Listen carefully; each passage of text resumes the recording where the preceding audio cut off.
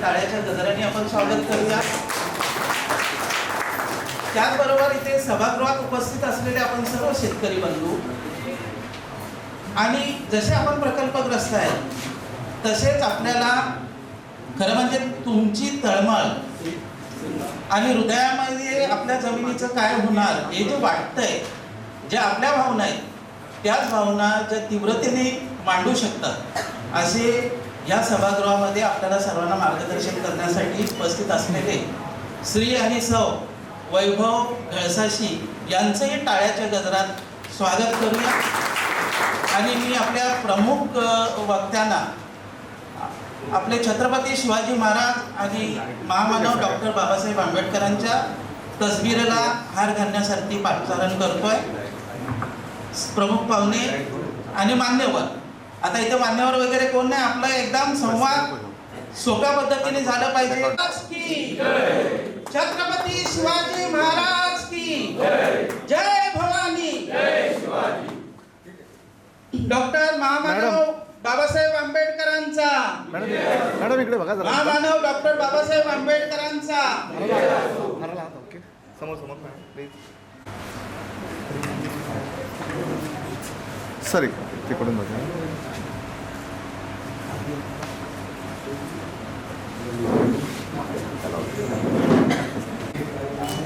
समोर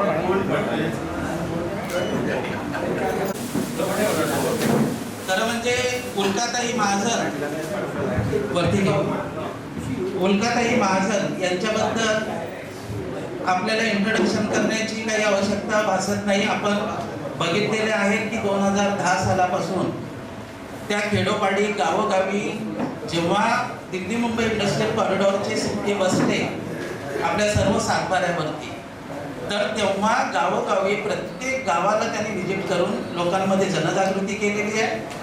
मुंबईसारख्या शहरामध्ये आपण 2-4 वेळा मीटिंग घेतलेली आहे आणि त्यांनी धडक अगदी दिल्लीपर्यंत देऊन तो प्रकल्प रद्द करण्याचा सुतोवाच संसदेमध्ये त्या तत्कालीन शर्मा नावाचे मंत्री होते त्यांनी केलेला।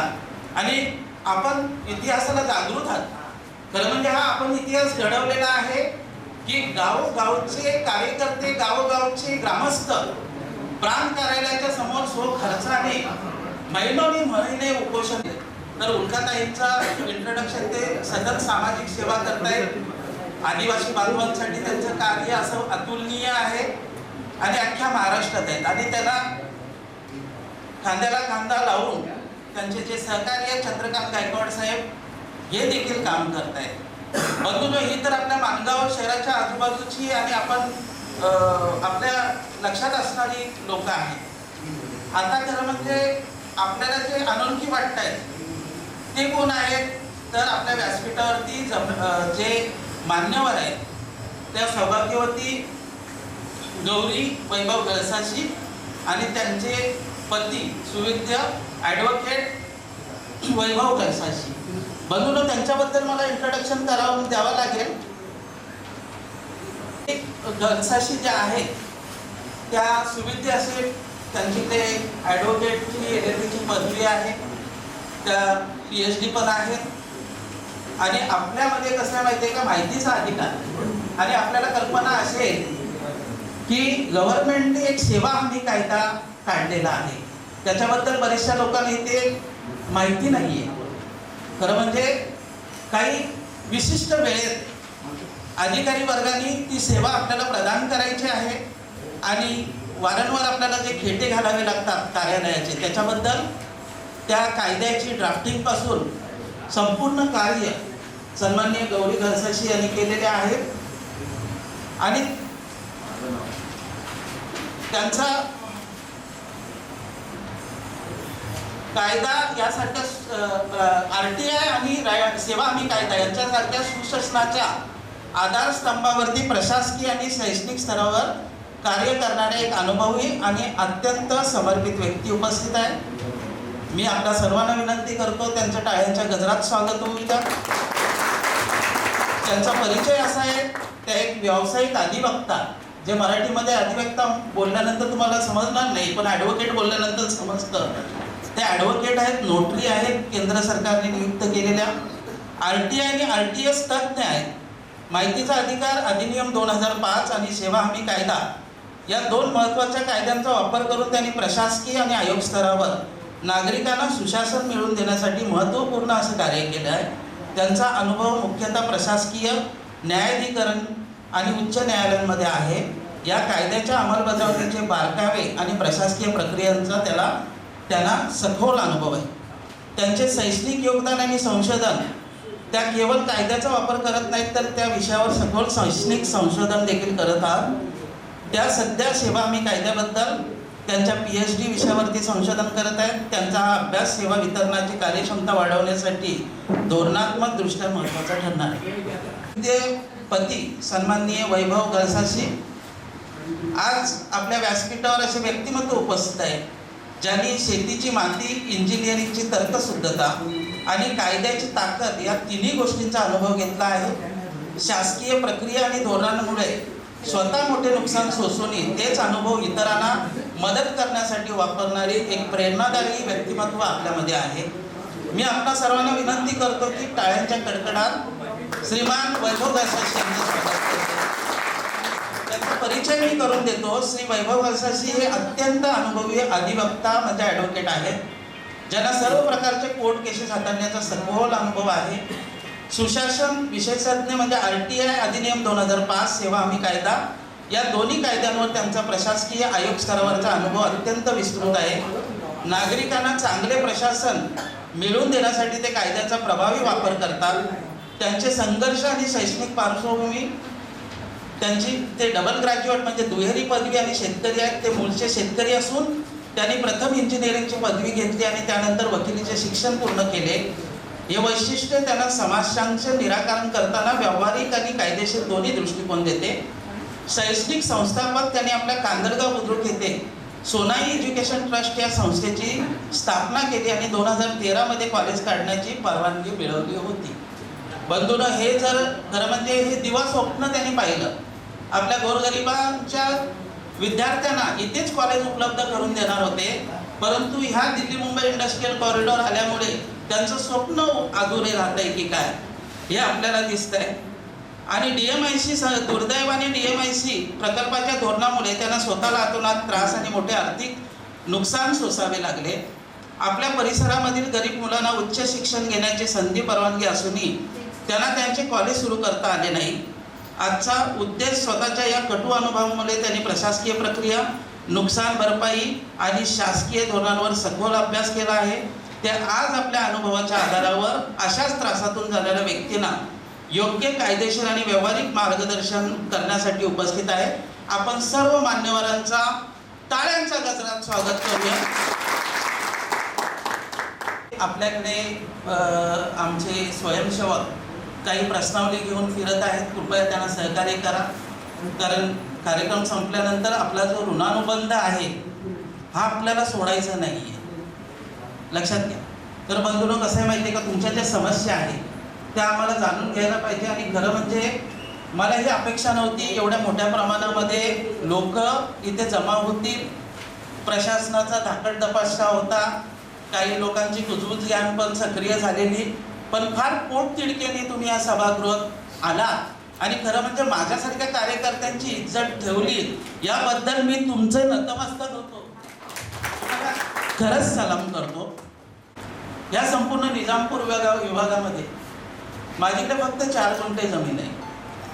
काही लोकांना वाटत असेल की माझीकडे खूपच जमीन असेल आणि त्यामुळे मी ह्या आंदोलनामध्ये सक्रिय होत असेल, तर तसा अजिबात नाही.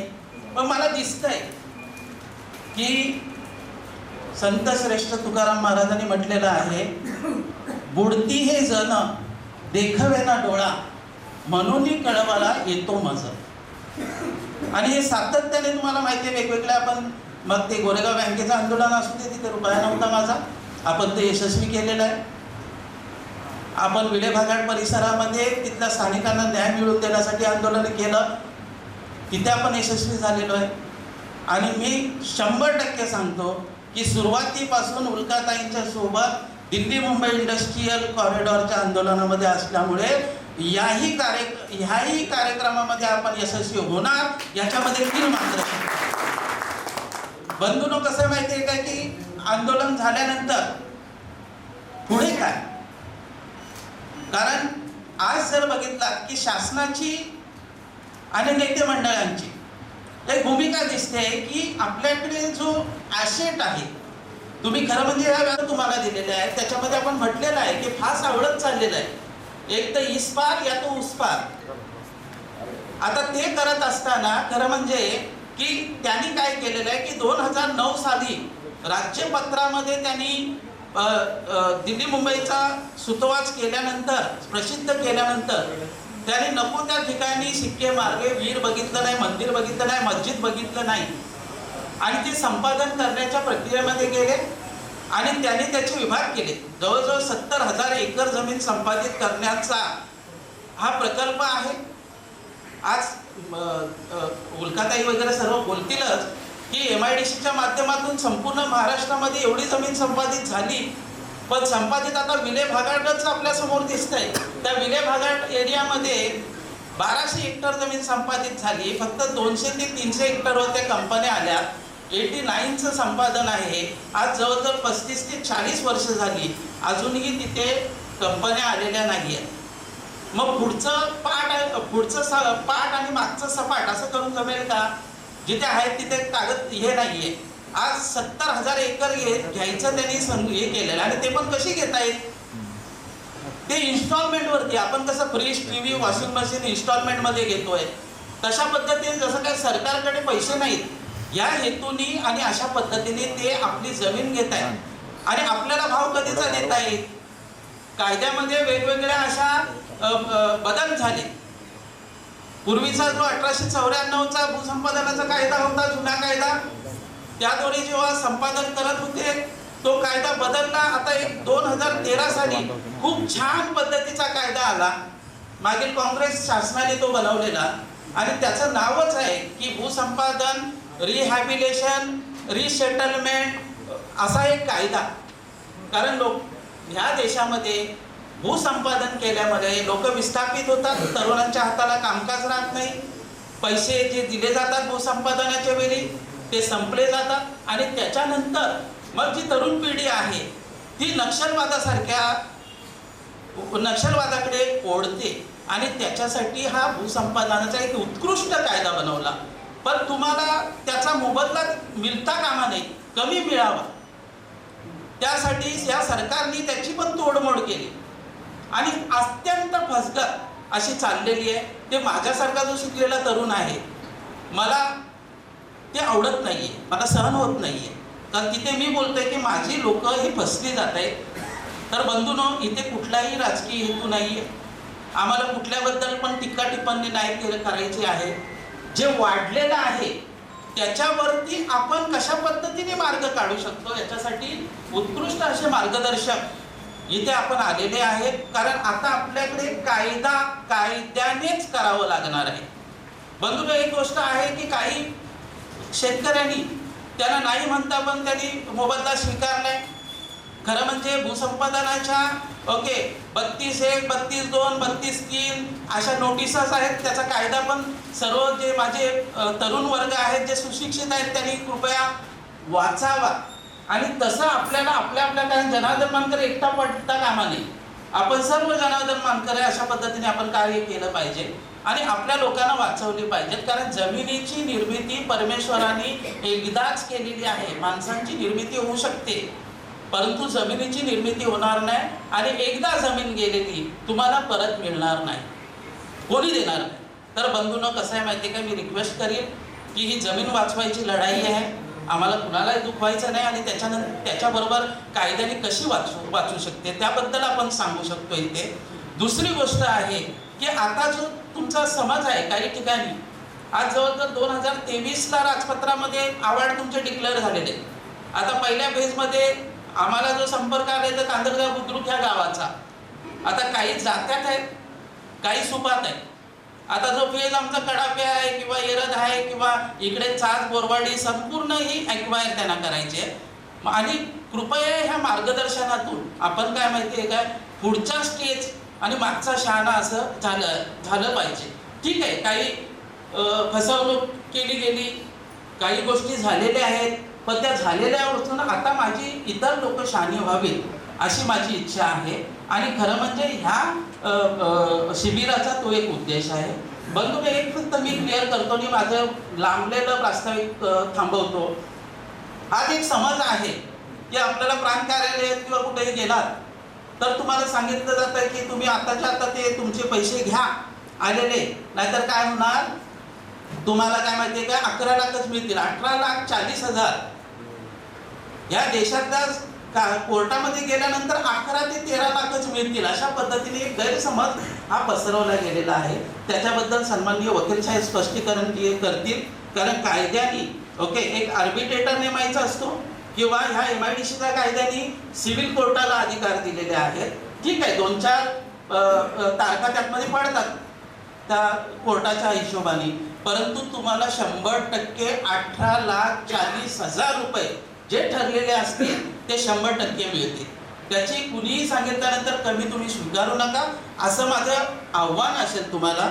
आणि बंधूंनो, आज कसं माहिती का, आपण जे पत्रकं काढली फलक काढले त्याच्याबद्दल पण माझ्यासारख्या कार्यकर्त्याला खूप त्रास झाला की आपण जे फलक लावले काय केलं की प्रांत कार्यालयाच्या समोर आम्ही फलक लावले, तहसीलच्या लावलं, तिथले फलक पण पळून नेलं लोकांनी.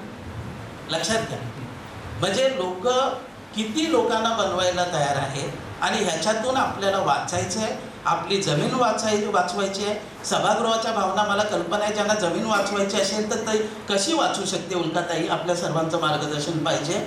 आणि ज्यांना पैसे 18,40,000 हा भाव नाही आहे, मी तुम्हाला सांगतो. आज सरळ तुम्हाला कल्पना आहे की जमीन घेतलेली तुम्हाला अडाणीलाच देणार आहे ते दिघी पोर्टला. इथे लेदर पार्क येणार आहे, दुसरं काय फार्मा पार्क येणार आहे. पण आपल्या लोकांना कसं आहे माहिती आहे का, MIDC मध्ये कुठल्याही पद्धतीचं काम मिळणार नाहीये. त्याच्यासाठी आपल्याला संघटित राहावं लागेल, तेव्हा आपल्या तरुणांच्या पुढच्या भावी पिढीच्या पदरामध्ये काहीतरी पडू शकतं. इथे मला हे माहिती आहे की तुमच्यासारख्या काही लोकांनी फक्त जमिनीचे पैसे घेतात 18,40,000. हे खूप वाटतात का तुम्हाला 18,40,000? आज या रायगडमध्ये आज माझ्याकडे काही केसेस आहेत ज्याच्यामध्ये 21 फक्त शेतकरी एकत्र करून त्यांनी लढा उभारला. त्याच्यामध्ये त्यांनी प्रत्येक ह्याच्यामध्ये 1 कोटी रुपये एकरामागे मिळवलेले आहेत. लक्षात घ्या, माझ्या तर भावना आहे कोणी जमीन देऊच नाही, परंतु माझ्या भावना आहेत म्हणजे लोकांच्या असायलाच पाहिजेत असं नाही आहे. हे लोकशाहीचं राज्य आहे, जमीन आपली आहे, परंतु त्याच्यामध्ये माझ्या ह्या विभागातला शेतकरी आणि येणारी भावी पिढी ही सुरक्षित झाली पाहिजे, एवढा मात्र ह्या कार्यक्रमाचा उद्देश आहे. एवढं मी नमूद करतो. लांबलेलं प्रास्ताविक थांबवतो. जय हिंद, जय महाराष्ट्र, धन्यवाद. साहेब उल्काताई महाजन यांचं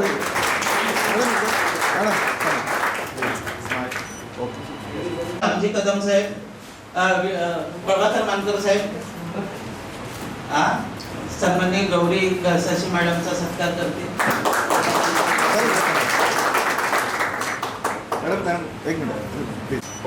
सन्माननीय रामजी कदम गळसाशी साहेबांचा सत्कार करते. समोर सन्माननीय चंद्रकांत गायकवाड साहेबांचा सत्कार. सुरेंद्र पवार त्या आंदोलनामध्ये त्याचा सक्रिय सहभाग आहे. मार्गदर्शन.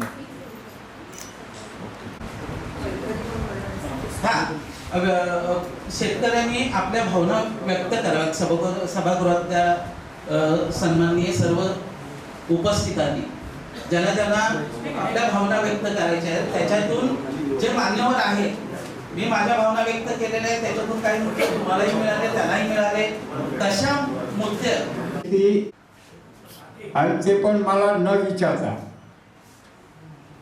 नाव आणि गाव सांगितलं. माझा शांताराम नारायण चौगुले, जमीन आहे सामायिक. मी आहे मांडवकरवाडीचा. ते फार झालेले नाही. आम्ही ही कशी काही इकडे गेली चोराटी ही मला पण सांगू शकत नाही मी. या मान्यवरांचा व्यासपीठावर बसल्यानंतर आमच्या शेतकरी बांधवांच्या तर्फे आम्ही त्यांचं हार्दिक स्वागत करतो.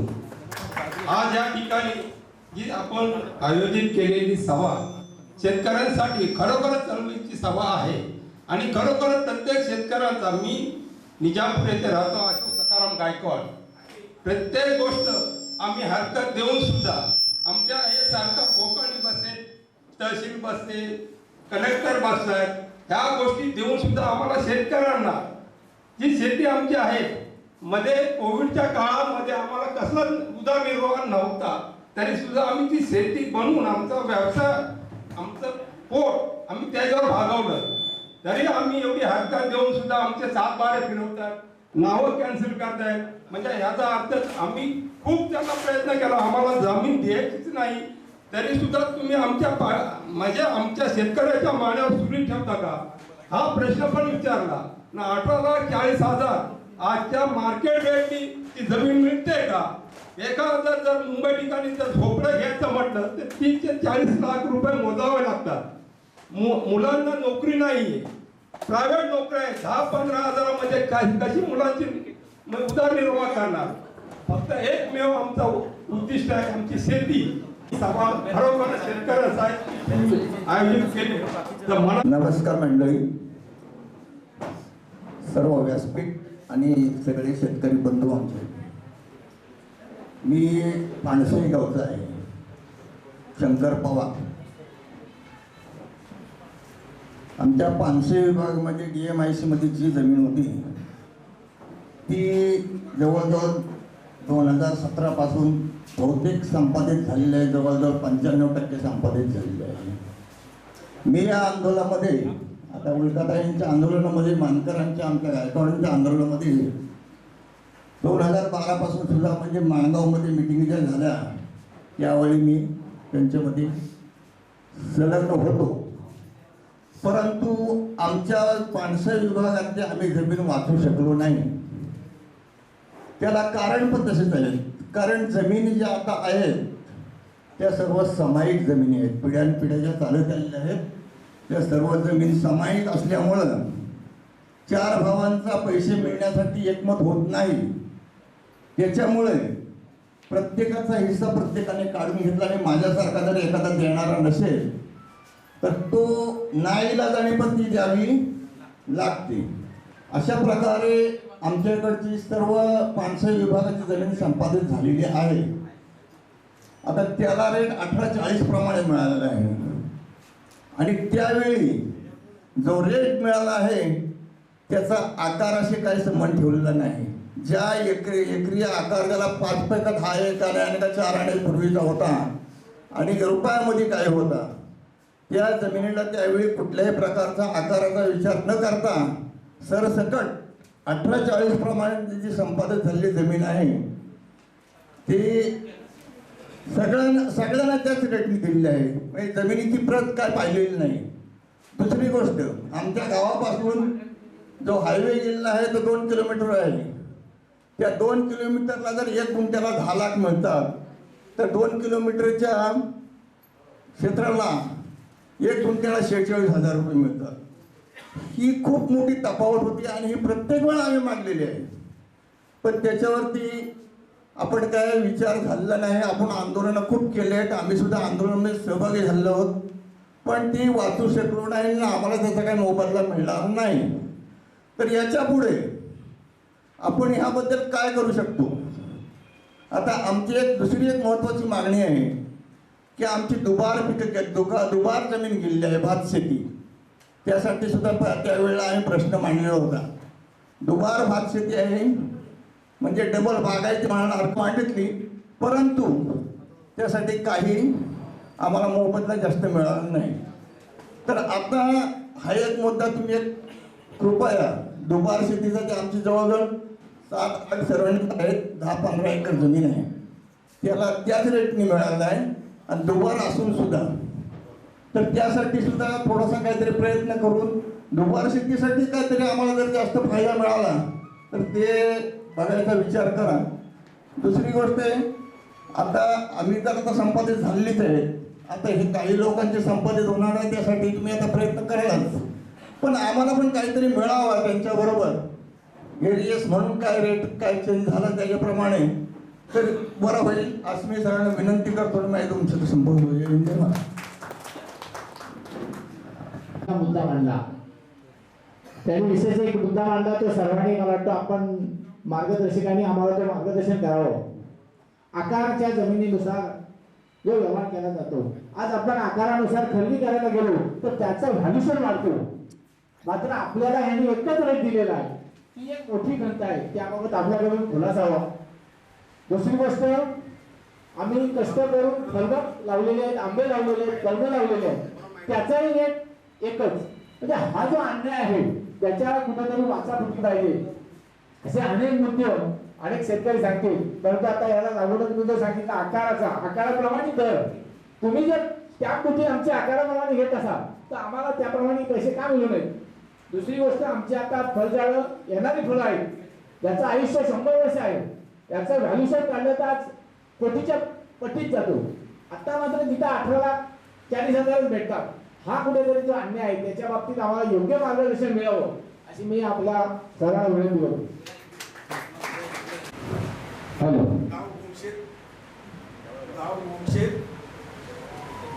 माझं एक म्हणणं आहे, ज्या ज्या जमिनीने गेलेले आहेत सर्व आणि ज्यांनी पैसे घेतलेत त्यांना भाव दिलाय 18,40.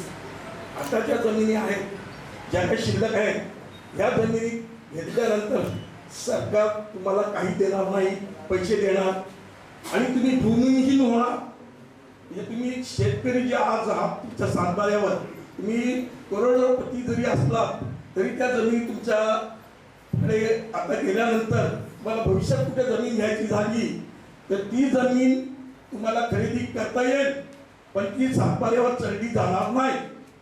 अशा इथे पण घटना माणगाव रायगडमध्ये घडतात. तर शेतकरी नसेल ते एजंट लोक असतात, ते लाख रुपये द्या तुम्हाला शेतकरी करून घेतो, 70 लाख रुपये द्या तुम्हाला शेतकरी करून घेतो. दुसऱ्या जमिनी म्हणजे 2012 मध्ये 13 मध्ये जे ठप्पे मारलेले आहेत त्याच्या अगोदर जी विड्या भागाच्या जमिनी गेल्या त्या जमिनी घेतल्या कधी आणि तिचा प्रोजेक्ट आल्या कधी, जे आपण म्हणण्याप्रमाणे मानकर साहेब, तर त्या जमिनी जाऊन सुद्धा त्याचं अजून त्यांचं हे काय झालं, डेव्हलप झालं नाही, काही नाही. हे आता आपल्या पण जमिनी जरी गेल्या तरी त्या 25-30 वर्षाच्या पडूनच राहणार आहेत, आपले पैसे संपणार आहेत. म्हणून जर कोणाला पैसे ज्याला गरज आहे त्यांनी ते पैसे घ्यावे, तुम्ही होणार. पण त्या मोबदल्यात तुम्ही कुठेतरी दुसरीकडे 1-2 एकर जागा घेऊन बाकीच्या पैशांचं तुम्ही काय करायचं ते तुमची मर्जी आहे. पण शेतकरी म्हणून कायमस्वरूपी राहा, जेणेकरून तुमच्या पुढच्या पिढीला त्याचा फायदा होईल. नाहीतर त्यांच्याकडे पैसा येईल पण त्यांना शेती करता येणार नाही आणि शेती विकत घेता येणार नाही. दुसरी गोष्ट, जो भाव 2012 मध्ये तुम्ही जो 18,40 दिलेला आहे, आज माणगावमध्ये उदाहरण सांगतो, आपल्या निजामपूरमध्ये उदाहरण सांगतो. जर तुम्हाला 12 वर्षापूर्वी जर निजामपूरमध्ये किंवा माणगावमध्ये जमिनी घ्यायला गेला तर तुम्हाला एकराने मिळाली असतील तर गुंठ्याने मिळालेल्या असतील. पण आज त्या जमिनी आता जर तुम्ही घ्यायला गेलात तर त्याचा रेट काय असेल त्याची कल्पना सर्वांना आहेच. तिसरी गोष्ट, ज्या जमिनी 12चा रेट जो लावला, रेडी रेटनर जो लावला 12 मध्ये, तो लागला 18,40. आज तुम्ही 12 त्या टायमाचा रेट जर जागा घेतली असतील ते तर त्याचा रेडी रेटनर आजच्या रेटला काय असेल. एक मी प्रयत्न केला माणगावमध्ये, एकदम एक गेम खेळलो मी. एक जमीन माझी मी विकायचं निमित्त केलं, म्हटलं मला ही जमीन मानकर साहेबांना द्यायची. अजून माझ्या जमिनीवर ठप्पा पडला असता तरी भौतिक शेतची नोटीस निघालेली नाही, त्यामुळे मी जमीन ती त्यांना देऊ शकतो. तर आतमधून जर मला दाखला घ्यायचा असेल तर दाखल्याचे पैसे आपल्या बाजून खिशा गरम करायला लागतात, ती वेगळी भाषा आहे. शिवाय त्या जमिनीचं मी म्हटलं मानकर साहेबांना विकायचे, तुम्ही 18,40 बोलताना म्हटलं मला विकायचे, त्यांनी मला दाखला दिला सगळं झालं. मी त्याचा रेडी रेटनर भाव विचारलं तर त्यांनी मला सांगितलं 35 लाख रुपये येतात. मानकर साहेबांना स्टॅम्प ड्युटी भरावी लागेल. हे जे काही चाललंय ना सरकारचं, ह्याच्यामध्ये एजंट असतील, मला कोणाची नावं घ्यायची नाहीत, पण एजंट असतील, दलाल असतील, सगळे असतील. ह्याच्यानंतर काही लोकांनी पण पैसे घेतलेले आहेत. 32 आपल्या सर पेपरना आपलं काय होतो 1 नंबर आणि 2 नंबर काय बोलतात त्याच्यामध्ये जे पैसे घेतलेले आहेत ते जर पैसे वसूल करायला गेलो तिथे कुठे माणगावमध्ये तर तुम्हाला वरच्या लेवलला म्हणणार, दलाल असेल तो म्हणणार साहेबांना द्यायचे, अंतराला द्यायचे, तेवढे द्या, एवढे टक्के द्या. 2-3 लाख रुपये एकर मागे 2 लाख रुपये त्याच्यात जातातच जातात त्यांचे, त्यांच्या हातामध्ये पण कमी मिळतात. मी पण मुंबईमध्ये 35 वर्ष कॉन्सिलरकडे काम केलंय. जे हिंदुस्थानचे पहिले जस्टिस होते जमशेद छापला, त्यांचा मुलगा इक्बाल छापला, त्याच्याकडे माझी 92 पण केसेस चालू होत्या. आज मी 35 वर्षाचा मला अनुभव आहे. आजच्या डेटला माझं वय 75 आहे. कोरोनामध्ये शांत मी मुंबईचे कॉन्सिलर बोला तुम्ही, वाडिया गांधी, त्याच्यानंतर BS नानावटी होते, जे जस्टिस होते आजच्या डेटला पण भरपूर त्या टायमाला मी 1.25 लाख रुपये फी दिलेली आहे 92 मध्ये. लिक्विडेशनमध्ये कंपनी गेली ती वाचवलेली आहे. मी पण लिगलची कामं केली 35 वर्षामध्ये. ठाणा कोर्टात ते पण लॉयर चांगले हेगडे साहेब मला तुम्ही आगाशे बोला ना, परत हेगडे आहेत आगाशे, परत राशीनकर आहेत जे सिव्हिलमध्ये मास्टर आहेत. मुंबईमध्ये पण हायकोर्टमध्ये आज एक टायमाला जर कॉन्सन्ट्रेट गेलो आपण कमी कमी 3 ते 4 लाख रुपये फी घेतात एका वेळेची. उभं राहायचं आणि हे शेतकऱ्याला एकट्याला जमणार नाही. याच्यासाठी सामायिक जमा झाले पाहिजे सगळे, त्याच्यावर त्याच्या पुढची काय कारवाई करायची ती करायला पाहिजे. थँक्यू. धन्यवाद सर. तुम्ही खूप चांगला मुद्दा नाही म्हणाले त्याप्रमाणे माझ्याकडे पण आहे म्हणून मी जास्त आपण नंतर ते पुरावे दाखवू. पुढे 23 गुंठा जागा आहे, बागायती आहे. तर माझ्या जमिनीची डायरेक्ट कुंपण तोडली. मला अजिबात जागा द्यायची नव्हती म्हणून 2015 पासून आम्ही सतत नोटीस देत आलेलं हरकत घेत आलेलं आहे. पण डायरेक्ट कुंपण तोडली त्यांनी. कुंपण तोडल्यानंतर मी चौकशी केली म्हणजे 6 वाजता की डायरेक्ट यांनी कुंपण कशी तोडली. मी त्यांना बोललो पण तुम्हाला अधिकार आहे कुंपण तोडायची. नाही, ही जागा आम्ही घेतली म्हणून मी चौकशी केली तर माझ्या सासऱ्यावर माझं नाव उघडून टाकून कामगार विभागाकरता DMIC औद्योगिक विकास मंडळ कामगार विभागाकरता म्हणून त्या सापडती नाव नोंदवलं. मला त्याची काही कल्पना नव्हती, काही माहिती नाही. मग शेवटी मी चंद्रकांत गायकवाडांना भेटलो वगैरे आम्ही विचार केला आणि मग दीपा भोसले यांना पत्र पाठवलं. दीपा भोसले आम्हाला भेटायला काय भेटतच नव्हता, भेटायला ते भेटायला देतच नव्हतं. बरेच पत्र पाठवले DMIC कडे खांदापर्यंत इकडे पत्र पाठवून पत्रव्यवहार केला पण त्याचा त्यांनी काय रिस्पॉन्स दिला नाही. अखेर प्रांत ऑफिस इथे आम्ही उपोषणाला बसलो. बसल्यानंतर उपोषणाला बसल्यानंतर त्या प्रांत ऑफिसरने आम्हाला ग्वाही की आम्ही खांदापर्यंत आम्ही तुमच्या सपोर्टेड असं पत्र पाठवतो MIDCला आणि तुमचा एक म्हणजे छोटी निर्णय त्यांचा आहे पण आम्ही पत्र पाठवतो म्हणून त्यांनी ते पत्र पाठवलं. पण त्या पत्रामध्ये इतकंसं स्पष्टीकरण नव्हतं पण आपले एक समाधान म्हणून त्याने ते पत्र पाठवलं. ते पत्र पाठवल्यानंतर मग त्याचं आम्ही तिथे त्यांना बोललो हे केलं पण त्यांचं उत्तर आलं की आम्ही तेच की तुमची जमीन बागायती आहे एवढा नक्की पण तुम्ही सहमती दिली. कोर्टे त्यांनी त्यात लिहिलं की तुम्ही सहमती दिल्यामुळे आम्ही तुमचं नाव कमी केलं असं त्या पत्रामध्ये माझे पत्र आहे. संमती दिली नव्हती. हां, आम्ही सहमती दिली नव्हती पण तुम्ही सहमती दिल्यामुळे आम्ही ते कमी केलं असं त्या पत्रामध्ये त्यांनी नमूद केलं. पण मी त्यांना असं केलं की मी त्यांना बोललो की जर तुम्ही जर असं बोलत तर माझ्या आधी सामायिक जमीन होती. माझे भावकी सतत माझ्यावरती दबाव टाकत होते की मला आम्हाला जमीन द्यायची तुम्ही पण द्या. म्हटलं तुमचा हिस्सा तुम्ही द्या, माझा हिस्सा मला तसंच ठेवायचा. म्हणून त्या लोकांनी संमती दिली त्या क्षेत्रातली, मी दिली नव्हती. त्या आधारे ते बोलले की तुम्ही संमती दिली. मग नंतर मग ही संपूर्ण बागायती जमीन होती.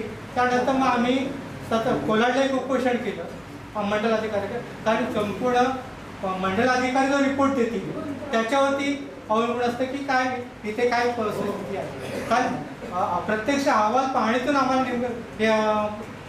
कळवा असं MIDC अधिकाऱ्यांनी कळवलं होतं आम्हाला म्हणजे मंडलाधिकारी. पण मंडलाधिकाऱ्यांनी ते दिलं नाही म्हणून तिथं उपोषण केलं पण तिथे काय झालं नाही. मग नंतर मग मी स्वतः आझाद मैदानाला उपोषण केलं. आझाद मैदानामध्ये जो उपोषण झालं तेव्हा MIDC अधिकारी RO तिथे आले आणि मग नंतर बोलले की तुमची CO बरोबर आम्ही बैठक घालून देतो आणि त्या बैठकीत आम्ही एवढी देतो तुम्ही उपोषण सोडा. माझ्या पत्नीने मी उपोषण केलं होतं ते आम्ही तिथे तात्पुरतं स्थगित केलं. सोडलं नाही म्हणून आम्ही सोडणार नाही, तात्पुरतं आम्ही स्थगित करतो. नंतर मग उल्काताई वगैरे आम्ही 4-5 जण नवरकोटला मीटिंग घेतली आणि त्या मीटिंगमध्ये असं ठरलं त्याने 3 पर्याय दिले. एक पर्याय म्हणजे ती जागा वगळता येते का आम्ही पाहू. दुसरं पर्याय म्हणजे त्या तशीच औद्योगिक जागा म्हणजे सुधारित जागा विकसित जागा विकसित भूखंड आम्हाला देता येतं का तेवढाच त्याच ठिकाणी त्या शेजारी रोड टच असं आम्ही पाहू. किंवा तिसरा ज्या हायवेच्या जमिनी आहेत हायवेच्या जमिनी काही विरोध केला आहे ते विरोधाचे काही अर्ज आले त्या अर्जाबरोबर आम्ही तुमचा अर्ज प्राथमिकदृष्ट्या देऊ आणि ते असे पद्धतीने 3 पर्याय त्याने आम्हाला दिले. मग 3 पर्यायानंतर मग पाठपुरावा केल्यानंतर मग त्याने असं पत्र पाठवलं की आम्हाला तुम्हाला पर्यायी जागा आम्ही देण्याचा प्रयत्न करतो त्या बाजूला रोड टच आणि सुधारित विकसित भूखंड आम्ही तेवढा 23 गुंठा देण्याचा प्रयत्न करत आहोत असं केलं. पण त्याच्यानंतर महिना गेला पण त्याच्यावर काही त्याचं नंतर पत्र नाही. मग नंतर परत आम्ही त्याची परत गाठीबिटी केल्या. त्यानंतर मग त्यांनी मग प्रस्ताव पाठवला MITL कडे आता प्रस्ताव प्रलंबित आहे. आता ते प्रलंबित आता 2-3 दिवसात येतं का बघायचं आहे. त्यानंतर जर म्हणजे त्यांच्यावरती अवलंबून आहे का MITL ही केंद्र शासन आणि राज्य शासन यांची जॉईंट कमिटी आहे आणि हा जो भाग आहे तो MITL कडे आहे, MIDC कडे नाही, MITL कडे आहे. तर MITLचा जेव्हा निर्णय येईल तेव्हा काम मंजूर होईल. अशा पद्धतीने हा संघर्ष माझा झालेला आहे. तर मला असं म्हणायचं आहे की तुम्ही याच्यामध्ये आपण लक्ष द्या. आणि दुसरं म्हणजे याच्यामध्ये 2च पर्याय कळले होते. एक तर छोटा झाड आवड आणि जो आवड बघितला आवड काढला तर खरोखर मला 8,40,000 भाव देत आहे. पण आवडमध्ये मला गुंठा 2,500 दिला. 2 लाख रुपये कोर्टात जमा केलेत माझे. 23 गुंठांनी 2 लाख रुपये कोर्टात जमा केले. असं केलं म्हणजे इतकी फसवणूक लोकांची चाललेली. आमचं कसं झालंय की 8,40,000 भाव आहे जमिनीचा. मी गुजरातला राहायचो. आता 3 वर्षापूर्वी मी राहायला आलो. पहिलं काय व्हायचं माहिती मला, तर त्या लोकांनी आमच्या आत्याला कुठला शोधून काढल्या, त्यांना पेमेंट करून टाकलं आणि आम्हाला सगळं झाल्यानंतर आम्हाला कळलं बरं आम्हाला आता 12:30 देत आहेत पैसे. आणि अचानक 12:30 देत आहेत. अचानक त्या दिवशी नाव नाही देणार, बोलवण्यात आले प्रांतमध्ये तर तुम्हाला फुल पेमेंट करतो आम्ही रस्त्यावरची जागा. पहिलं 12:30 दिलं आणि आता त्या प्लॉटचे फुल पेमेंट करा 8,40 प्रमाणे. पण हे कसं शक्य झालं? तुम्ही मागच्या जमिनींचा आम्हाला कमी देत आहे आणि रस्त्यावरचे तर फुल पेमेंट करत आहे. आत्याने अगोदर त्यांनी शोधून काढलं की आत्याने सगळं पेमेंट करून आमच्या हातात काही नाही. त्यांनी 8,40,000 घेऊन दिल्या आम्हाला 12:30. पण ह्याच्यासाठी आम्हाला काय तुमची गरज हां हा संदर्भ असा आहे, फार एक जिव्हाळ्याशी हा संबंध आहे आपल्या सर्व शेतकरी बांधवांचा. आज जी जमीन DMI शिक्के आहेत ते आमच्याशी ग्रामसभा झाली आमची शिरसाळ ग्रामपंचायतीची. आम्ही स्पष्ट ठराव घेतला एकतर ते आमच्या जमिनीवरचे शिक्के काढा, कारण जमिनीवरचे शिक्के काढले नाहीत तर शेतकऱ्याला शेततळा घेता येत नाही, शेतविहीर घेता येत नाही, शेतघर बांधता येत नाही. हे प्रमुख मुद्दे आहेत. त्याला कोणते लागवड करता येत नाही, सरकारकडून भीती दाखवण्यात येते. हा महत्त्वाचा मुद्दा आहे. त्यानंतर जर सरकारने असे शिक्के मारून ठेवले, भीती काय भीती? सरकारकडनं भीती म्हणजे काय भीती? सरकारकडनं भीती असे सर्व एवढ्या वर्षामध्ये शिक्के मारून ठेवणार, बाकी काहीच नाही करणार. कशासाठी? एकदा तुम्हाला कंपन्या आणायच्या नाही, कंपन्या आमच्याकडे जमीन शिक्के आणि शेतकऱ्याला कोणता लाभ घेऊन देता यायचा नाही. सरकार बोलतो की तुम्ही शासकीय योजनेचा लाभ घ्या, परंतु शिक्के मारून ठेवल्यानंतर त्या शेतकऱ्याला लाभ घेता येत नाही. हा महत्त्वाचा मुद्दा आहे. त्यानंतर आमचं प्रामाणिक मागणी आहे की आम्ही या 18,40,000 आलो नाही. माझा मुद्दा महत्त्वाचा आहे की जर सरकारने जमीन सरकारला पाहिजे असतील तर त्या गावात समजा 50 घरं आहेत, 50 घरातील प्रत्येक व्यक्तीला जर नोकरी देणार असतील तिथं येणाऱ्या कंपनीमध्ये तरच आमच्या जमिनी एक्वायर कराव्यात, नाहीतर करू नयेत. आणि आम्हाला रेटच मान्य नाही आहे तर आपण जमीन देऊन करणार काय आहोत हा माझा पहिला प्रश्न आहे. जर त्या घरात समजा जमीन घेतल्या सरकारने आणि त्या कंपनी आले तर आपल्या घरातला मनुष्य जर तिथं कामाला नसेल तर उपयोग काय? त्याला काय अर्थच नाही. जर हा प्रामुख्याने मागणी असावी जर सरकारने त्या ठिकाणी DMI कंपनी आणल्या तर त्या ठिकाणच्या शेतकऱ्याला त्या ठिकाणी जो शिक्षण असेल त्या शिक्षणाचा तिथं त्यांना लाभ घ्यायला पाहिजे, त्यांना नोकरी द्यायला पाहिजे, त्याला सक्षम करायला पाहिजे असं प्रामाणिक मत आहे. आणि आज आमच्या कुंभा जलविद्युत प्रकल्प जो होतो आहे त्याला आमची जवळ 8 ते 10 एकर जमीन रस्त्याला गेली.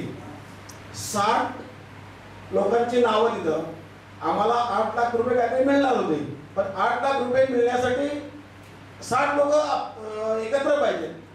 परंतु तीच जमिनी विकायला सरकारने परमिशन आपल्या प्रांत म्हणा, तहसीलदार म्हणा विकायला परमिशन दिली आणि आम्हाला 8 एकरचे जमिनीचे पैसे आमच्या कोर्टात जमा आहेत असं सांगितलं.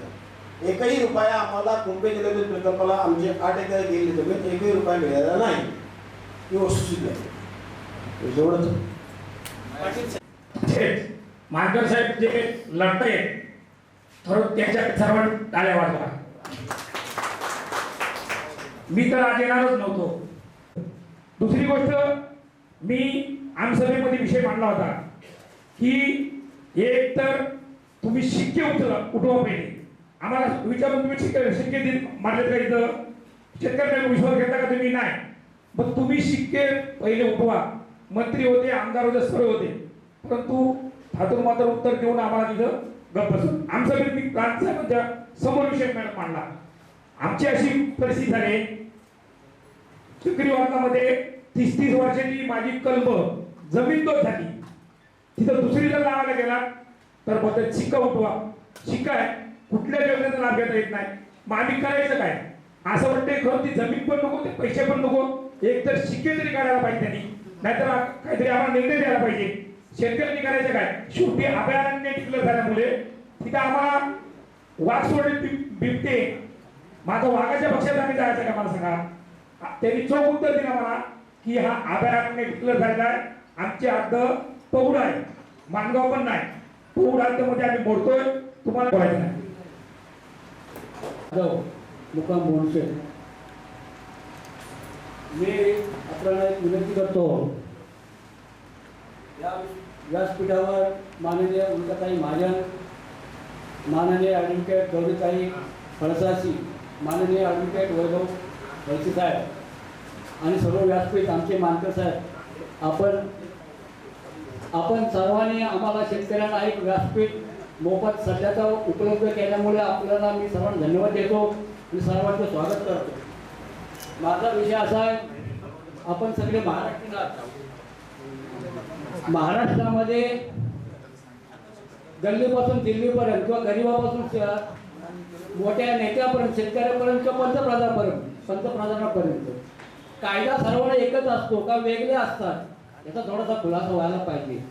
दुसरी गोष्ट, आमच्या थोड्या जमिनी आहेत. मागे आम्ही सुद्धा जवळजवळ 30 वर्षापासून माझ्यांच्या याच्यामध्ये आम्ही आंदोलनाला सहभागी झालो. कितीतरी आंदोलन आम्ही केलेले आहेत, परंतु आम्हाला यश काय मिळालं नाही. आता तुम्ही सांगा, आमच्या आता पाटील बोलले जमीन आमच्या थोड्या आहेत, आम्हाला त्याच्यातून काय जर उत्पन्न घ्यायचं असेल, काय झाडं लावायचं सगळं असेल किंवा एखादी स्कीम राबवायची असेल तर आम्हाला हे सर्व कायदे आडवे येतात. शेतकऱ्यांनी काय करायचं? मोठमोठ्या नेत्यांची जी काही व्यवहार असतात ती सर्व झापली जातात किंवा एखाद्या नेत्याचा व्यवहार जर असेल MIDC मध्ये किंवा DMSA मध्ये असेल तर तो वगळला जातो. मग शेतकऱ्यांची जमीन जर त्या ह्याच्यामध्ये असेल ती का वगळली जात नाही? मग शेतकऱ्यांना कायदा वेगळा आणि मंत्र्यांना कायदा वेगळा का? हा माझा सवाल आहे. आणि हे तुम्ही करा. त्यांनी कुणीही मला हा जर प्रश्न विचारावा त्याला मी समर्थ आहे उत्तर द्यायला. आलं का लक्षात?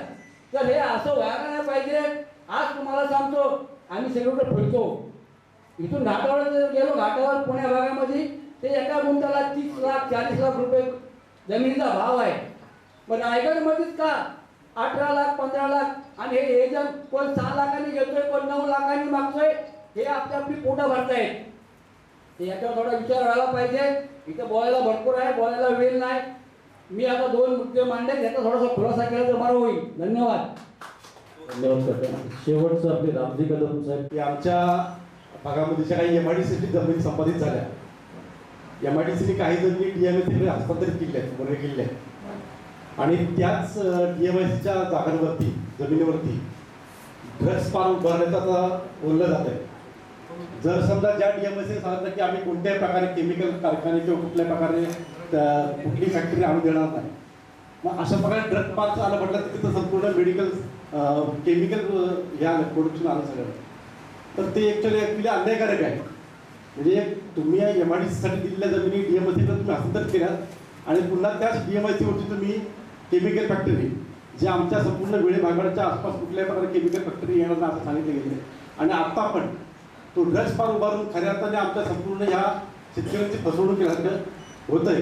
तर त्यावरती आपल्याला काय करता येईल का, हा माझा पहिला प्रश्न आहे.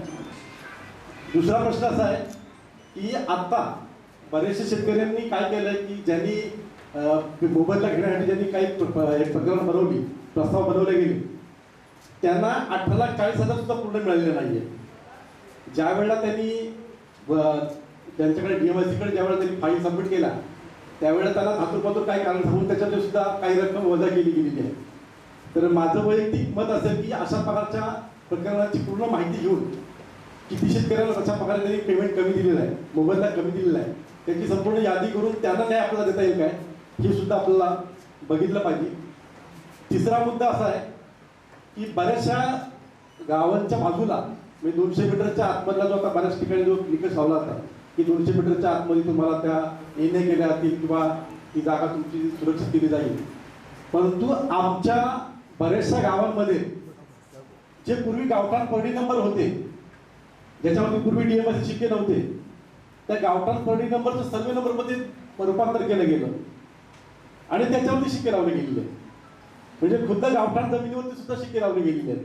पण ते करण्यासाठी त्यांनी कोणत्या प्रकारची चाल केलेली आहे DMSनी, तर त्याच्या सर्वे नंबरमध्ये बदल केले गेले आणि तशा प्रकारे त्याचे फेरफार केले.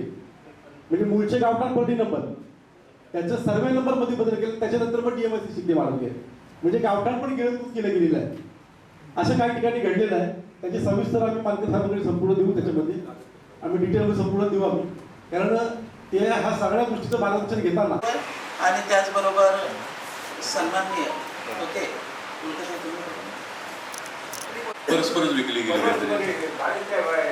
अच्छा, तुमच्याकडे म्हणजे काय तुमच्या काही भावानी त्यातला हिस्सा दिला होता का? तुम्ही अगोदर काय पॉवर बॅटर्न वगैरे दिलेली होती?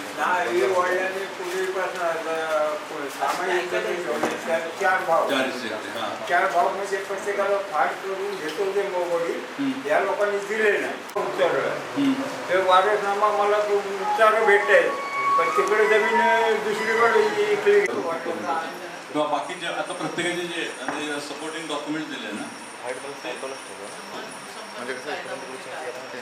मुळात काय भूसंपादन कायदा म्हणजे काय, सार्वजनिक एक उपक्रम करायचा आहे की बाबा त्याच्याकरता तो भूसंपादन करायचं आहे ना, तर त्याच्याकरता ते भूसंपादन सरकार करू शकतं. आता नवीन काय एक पहिली महत्वाची, जबरदस्तीनं जमीन घेता येत नाही कुठलीही. बाबा आज उद्या जायचं उद्यापासून जायचं नाही असं काही करता येत नाही. त्यामुळे शेतकऱ्याला विकायची असलेला मला माझी पण सही लागणार ना. अच्छा, नाही ते कागद द्या ना त्याच्यावर आपण हे करू. बरोबर आहे, तुमचा मुद्दा बरोबर आहे, पण ते कागद बघितल्यावर उपाय आता काय करा सर, तुम्हाला सिरियली सांगतायत की कसं कसं कसं हे प्रक्रिया की मुळात भूसंपादन म्हणजे काय आहे. तर तुम्हाला आता काय वाटतं की माझ्या ह्याच्यावर शिक्के टाकले, यांनी परस्पर घेतलं, आम्हाला मिसगाईड करतायत, यांनी सांगितलं फेरफारच बदलले.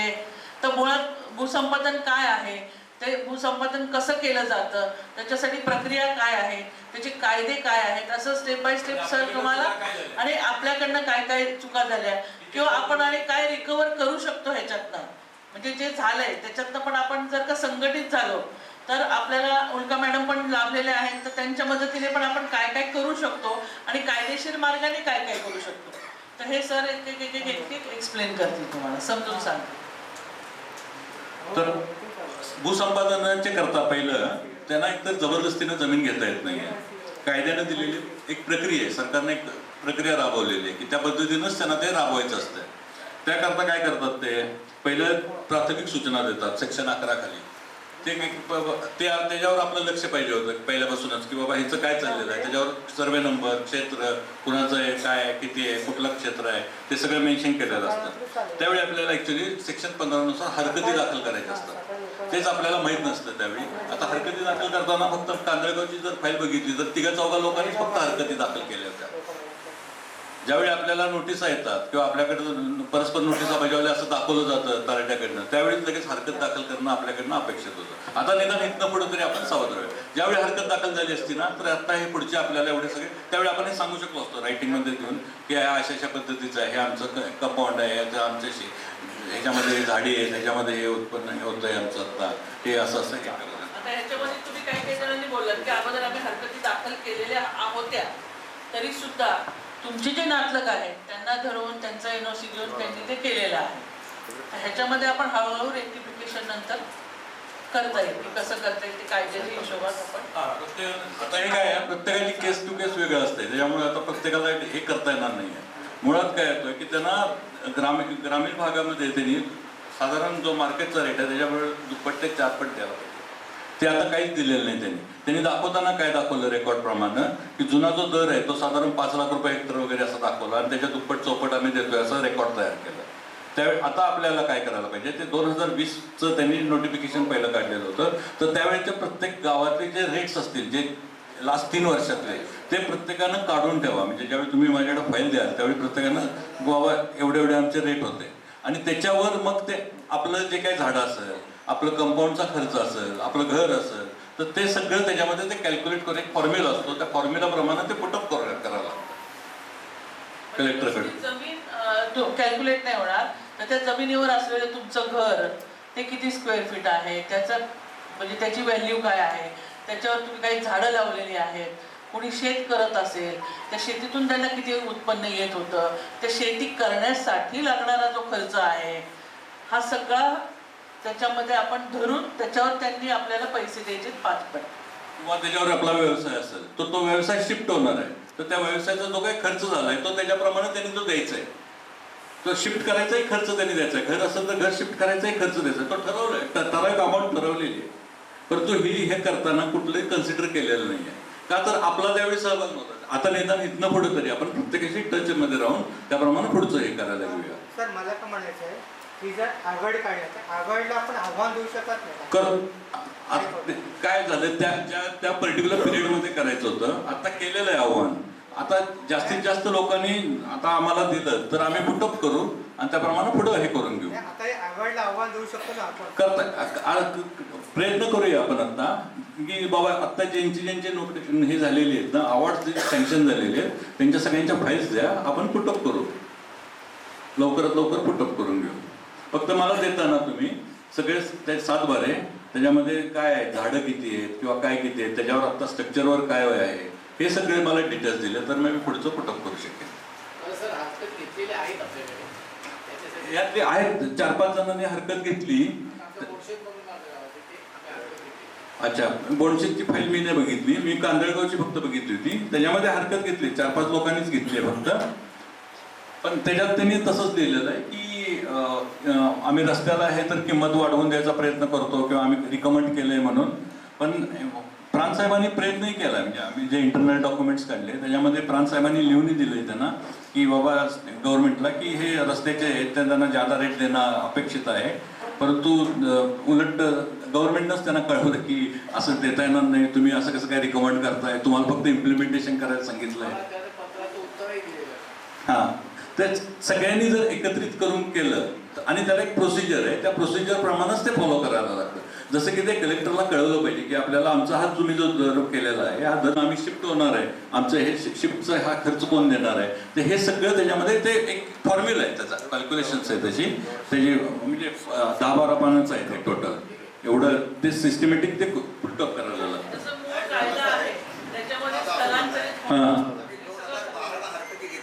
व्हिडिओ करा.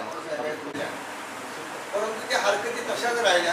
परिस्थिती काय होते, सामायिक जमीन असल्यामुळं माझे 4 भाव असतील, माझी जमीन द्यायची नाही म्हणून खूप इच्छा आहे, परंतु गावातले जे येणार पैशाचा मोह दाखवून आता माझ्या या लोकांना द्यायच्या आहेत त्यांना मी विनंती करतो एकजूट ठेवा. कारण आपलाच भाव पण असेल, मी जर म्हटलं मी नाही द्यायची तरी आता अशी परिस्थिती झाली, तुमचं जर 7 बाऱ्यावर नाव असेल तर तुमच्या सेपरेट हिस्ट्रीची रक्कम ते काढून घेऊ शकतात, अशी प्रोसेस आहे.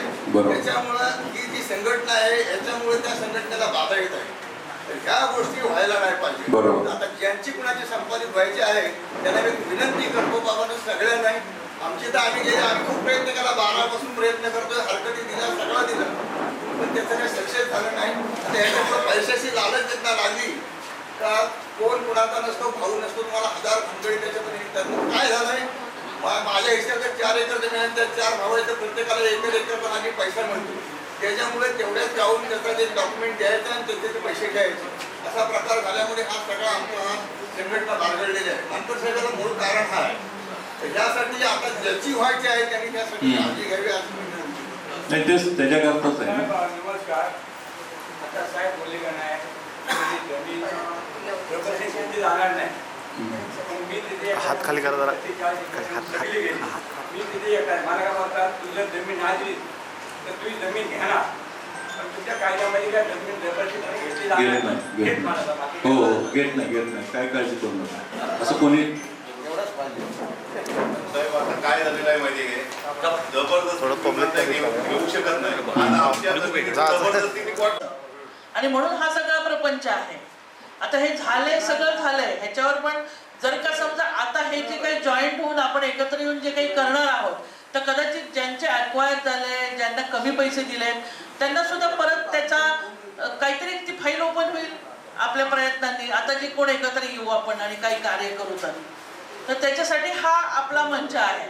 आता हे झालंय, दिलंय, गेलंय, हे सगळं झालंय, पण कायद्याने हे तुम्हाला माहिती पाहिजे यापुढे, किंवा तुमच्या समोर असं गावातलं कुठला आला तर नको आधी तू यांना संपर्क कर, किंवा ताई आहेत तुम्ही त्यांना संपर्क करा, त्यांच्या कानावर घाला आणि मग त्यांना विचारून पुढच्या गोष्टी करा. आता एक संघ होऊनच आपल्याला लढायला लागेल, त्याच्यासाठी आपल्याला कोर्टात जावं लागेल, त्याच्यासाठी माहिती मागवायला लागेल, त्या आधारे आपल्याला लढायला लागणार आहे. आणि एक संघ होण्यासाठी ही सभा घेतलेली आहे. कारण आता हे झालेलं आहे सगळ्यांचं, कारण आता कधीच पासून चाललाय हा लढा. आता आपण जर समजा आता 50 जण जरी एकत्र आले तरी पण ते 50 जणांचा निकाल देताना आपण हे बोलणारच आहोत की अख्ख्या गावाचा अशा अक्वायर केलेल्या आहेत, जबरदस्तीने घेतलेल्या आहेत. हे त्याच्यामध्ये जेव्हा ओपन होणार, ते ओपन झाल्यानंतर सुद्धा काही चेंजेस होऊ शकतात की जे बाबा ज्यांचे अगोदर सगळं गेलेलं आहे त्यांचा सुद्धा पुनर्विचार त्याच्यामध्ये करता येईल ज्यावेळेला ह्याचे निकाल लागतील. बरोबर ना?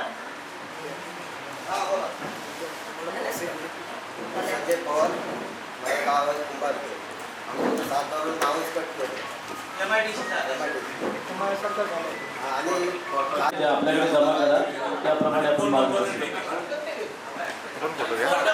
घेतला वरून तरी चालू. आम्हाला मेन करून टाकले त्यांनी. तुमचे जे पेपर आहेत ना तुम्ही जमा करा, जे काही तुमचे कागदपत्र असतील ते जमा करा, त्याप्रमाणे मार्गदर्शन करा. त्यांच्याच गावात अर्ध्या जमिनीवर शिक्के नाहीये. बरोबर नाही, आपण हे त्यांच्या गावामध्ये अशी काही जमीन आहे त्याच्यावर शिक्केच नाहीये. शासनाला बदलायला लागेल का नाही, त्यांनी सबमिट केली असती तर ते आम्ही पण राजी आहे की तेव्हा त्यांनी सबमिट केली त्याच्यावर गव्हर्नमेंटचं नाव आलं, पण त्यांनी सबमिट न करता त्यांची सक्तीची नोटीस आली किंवा नसेल आली त्यांना, डायरेक्ट ते जमा पैसे कोर्टामध्ये झाले, पण त्यांची सक्तीच झाली. मग बाकीच्या ठिकाणी शिक्केच नाही टाकले त्यांनी गावामध्ये. त्यांच्या जमिनीची त्यांना अडचण काय होत होती, बरे देत नव्हते. बरोबर आहे, तुमचे मुद्दे बरोबर आहे, पण आता आहे ना काय करा, पेपर जमा करा. आम्ही सगळे 2010-11 पासून दिल्ली मुंबई कॉरिडॉरच्या प्रश्नावर काम करतो. कितीतरी गाव बैठका झाल्या, तेव्हा दिल्ली मुंबई कॉरिडॉर मध्ये 3 तालुक्यातली 78 गावं बाधित होती. 78. आता किती आहेत? आता थोडीशीच राहिली. ती का थोडीच राहिली? आपण झगडलो म्हणून 78 गावांपैकी 10 गावांवर ते आले. झगडलोच नसतो तर तिन्ही तालुक्यातली माणगाव, रोहा आणि तळा, तिन्ही तालुक्यातली 78 गावं बळी गेली असती. पण जेव्हा झगडा सुरू झाला तेव्हा एक इशारा गेला. आता आपण ही मीटिंग सुरू करताना छत्रपती शिवाजी महाराज आणि महामानव डॉक्टर बाबासाहेब आंबेडकरांना अभिवादन करून सुरुवात केली. माझं पहिलं म्हणणं असं आहे की या दोघांना आपण मनापासून प्रार्थना करू की या सरकारला, जे सरकार निव्वळ जयघोष करतं या 2 महान व्यक्तिमत्वांच्या नावाने, त्यांच्यासारखं न्याय बुद्धीने वागण्याची बुद्धी सरकारला येवो ही आपली प्रार्थना असली. याचा अर्थ असा आहे की न्याय बुद्धी आताच्या सरकारमध्ये नाही. ते अन्यायानंच काम करतंय, चोऱ्या करत काम करतंय, सामान्य माणसाच्या हक्कावर दरोडा टाकताय, कारण चोरी शब्द त्यांच्यासाठी छोटा आहे. आता हे जे तुम्ही सगळं सांगितलं त्याचं सार काय? तर सार असं आहे की सरकार कायद्यानं वागायला तयार नाही. मग आपण काय करायचं? हातावर हात धरून बसायचं, रडायचं, एकट्याने झगडायचं, एकेकाने कोर्टात जायचं? काय झालं? याच्यापैकी तुम्ही जी उदाहरणं मांडली त्या सगळ्यांनी यातलं थोडं थोडं केलंय. कोण कोर्टात गेलंय, कोण झगडलंय, साळसकरांसारख्यांनी उपोषण केलंय. पण या झगड्याला आधार पाहिजे तो मोठ्या हिमतीचा, हे आपण पहिल्यापासून सांगत आहोत. आणि म्हणून 78 गावं एकत्र आली पाहिजेत. आपण 2012ला 2.5 महिने सलग आंदोलन चालवलं होतं. कोणाच्या आठवणीत आहे? रोज एक गाव यायचं, रोज एक गाव येऊन बसायचं. बायका, पोरं, म्हाताऱ्या, कोताऱ्यांसकट येऊन प्रांत ऑफिसवर बसत होते. आपल्या गावातलं काय असेल, कीर्तन, भजन, काय जो काय भारूड बिरूड प्रकार असेल तो तिथं घेऊन या आणि दिवसभर गाजवायचं. कोणी लेझिम घेऊन आलं, कोणी गरबा खेळलं, कोणी कीर्तन केलं, भजन केलं. सकाळी 10 पासून संध्याकाळी 5 पर्यंत 2.5 महिने आंदोलन चाललं. दणका बसला की नाही? 2.5 महिन्याच्या आतच दिल्लीवरून पत्र आलं की दिघी नोड, म्हणजे ज्या नोडमध्ये आपण आहोत, DMICचा हा दिघी नोड आहे, त्या दिघीला वगळण्यात यावं असं पत्र केंद्र सरकारकडून राज्य सरकारला आलं. हा आपल्या आंदोलनाचा विजय होता. पण तेव्हा सुद्धा तुमच्यापैकी प्रत्येक जण फक्त आपल्या गावाचा नंबर असेल तेव्हा आले असं. आम्ही 2.5 महिने प्रांत ऑफिस समोर होतो. सतत सगळं घरचं बाजूला टाकून तिथे होतो समोर. पण आपलं होतं काय? आपण आहोत लोकशाहीमध्ये आणि डॉक्टर बाबासाहेब आंबेडकरांनी जे संविधान दिलं या देशाला, ते संविधान लागू झाल्यापासून आपण प्रजा आणि ते राजे असं राहिलेलं नाही. हा मुद्दा खूप लक्षात घ्या. आधी राजांच्या विरुद्ध बोलता येत नव्हतं, कारण राजांकडे हुकुमशाही होती, अधिकार होते सगळे. पण जेव्हा संविधान म्हणजे राज्यघटना लागू झाली, तुम्ही आणि मी सामान्य नागरिक आपण या देशाची प्रजा राहिलो नाही, आपण या देशाचे नागरिक झालो. आणि ही नागरिक ही राजकीय ओळख आहे. नागरिक म्हणजे संपूर्ण देशाचं संविधान, जो पाया आहे सगळ्या कायद्यांचा. आपण आता भूमी संपादन कायद्याची गोष्ट करतोय, पण सगळ्या कायद्यांचा पाया आहे ती आहे देशाची राज्यघटना, संविधान. ते कोणाला अर्पण केलंय? कोणाला? शिवाजी महाराजांना, बाबासाहेबांना, महात्मा गांधींना, महात्मा फुल्यांना? कोणाला अर्पण केलं? देवाला, धर्माला, कोणाला? पहिली ओळे आम्ही भारताचे लोक आपल्याला अर्पण केलं. मग आपण या देशाचे खऱ्या अर्थाने राजे झालो, पण त्या राजांना जाणीव कुठे आहे की राजे आहोत? सरकार ते करणार नाही, कारण सरकारला मानायची गरज वाटत नाही की आपण राजे आहोत. आपल्या हातात ताकद आहे हे जाणवूनच द्यायचं नाही, ही प्रत्येक सरकारची भूमिका आहे, प्रत्येक पक्षप्रतिनिधी लोकप्रतिनिधीची पण भूमिका आहे. पण त्यांनी ती भूमिका घेतली म्हणून आपण हातपाय गाळून बसून जमेल का? जसं तुम्ही देवाला जाता, तुम्ही कोणत्याही धर्माचे असा, तुम्ही तुमच्या धर्मातलं दैवत जे काही पूजत असाल ते पूजताना एकदाच पूजलं आणि मग सोडून दिलं, असं करता का? नाही ना. सतत करत राहता ना, की आज नाही झालं, देवाला तुम्ही मागितलं, देवा मला पोरगा होऊ दे, माझ्या पोरीचं चांगल्या स्थळी लग्न होऊ दे, आणि उद्याच झालं, असं होतंय का? असं नाही होत. मग जे तुम्ही तिथे पण करता की संयम ठेवावा लागतो, कधी ना कधी होईल, तो संयम तुम्ही लोकशाहीमध्ये दाखवायला तयार नाही. तुम्हाला असं वाटतं की एका मोर्चाला गेलो का प्रश्न सुटला पाहिजे. बरेच लोक सांगतात ताई तुमच्या खूप निवेदन आंदोलनात आलो पण यश नाही मिळालं. का? खूप आंदोलनात आलो म्हणजे टोकाला नेईपर्यंत आंदोलन सोडायचं नसतं. आणि ते आपण केलं. 2017 मध्ये मी, मानकर आणि आम्ही अनेक जण बेमुदत उपोषणाची नोटीस सरकारला दिली आणि आम्ही बसलो प्रांत ऑफिस समोर उपोषणाला. किती जण भेटायला आले होते? माझी जमीन जात होती, माझं घर जात आहे. पण जेव्हा आम्ही समस्त 78 गावातल्या शेतकऱ्यांसाठी जेवण सोडून उपासाला बसलो की बेमुदत बसणार होतो आम्ही उपोषणाला, किती लोकांना कळकळ वाटली त्या दिवशी जेवताना की आपल्यासाठी 10 लोक तिथं उपासाला बसलेत, माझ्या पोटात जेवण जाणार नाही, अशी भावना होती का? अशी भावना नव्हती. निवडक लोक आले, लढा ना तुम्ही, लढा, आम्ही कपडे सांभाळतोय, तुम्ही लढा, अशी भावना असेल तर या चोऱ्या करणाऱ्या सरकारच्या विरोधात उभं राहता येणार नाही, हे लक्षात घ्या. स्वतः लढायची तयारी असेल आणि तो एकदाच मोर्चाला गेला आणि सुटला असं होणार नाहीये. कारण दिल्ली मुंबई कॉरिडॉर या प्रकल्पात आंतरराष्ट्रीय कंपन्यांचे पैसे अडकलेले आहेत. आपल्या देशातल्या पण आणि आंतरराष्ट्रीय कंपन्यांची. त्यामुळे ते असे सुखासुखी सोडणार नाही आहेत. आधीच त्यांनी खूप घातलेले आहेत पैसे. त्यांच्या विरोधात दमदारपणे उभं राहायचं असेल तर आज जाताना शिवाजी महाराज आणि बाबासाहेबांच्या पाया पडा आणि म्हणा की शेवटपर्यंत झगडायची मला जिद्द दे. ती जिद्द जर मनात असेल तर आपण जिंकू. तेव्हा हा मुद्दा कायम लक्षात घ्या की कोणत्या तरी पुढाऱ्यांचे पाय धरून हे सुटणार नाही. आपण सतत मिळून जर झगडू तर हे होईल. आता तुमच्या एकेका मुद्द्यांकडे येऊया. दिल्ली मुंबई कॉरिडॉरचं संपादन 2013चा कायदा यायच्या आधीपासून सुरू झालं होतं, पण अवॉर्ड जे झालं ते 2013 नंतर झालेलं. त्यामुळे त्यांनी 2013चा कायदा लावायलाच पाहिजे होता. लावलाय का कायदा? तुमच्या प्रत्येक निवाड्यावर बघा, तो निवाडा म्हणतो संमती निवाडा आहे. कायदा लावलेला नाही, कायद्यातून पळवाट काढलेली आहे. हा पहिला मुद्दा लक्षात घ्या. आणि तो 2013चा कायदा यावा म्हणून आमची सर्वहारा जन आंदोलन सारखी संघटना आणि देशभरातल्या शेकडो संघटना आम्ही 8-10 वर्ष झगडलोय. दिल्लीमध्ये जाऊन बसलोय. खासदारांचं अधिवेशन चालू असताना तिथे संसदेसमोर जाऊन आंदोलन केली आहे.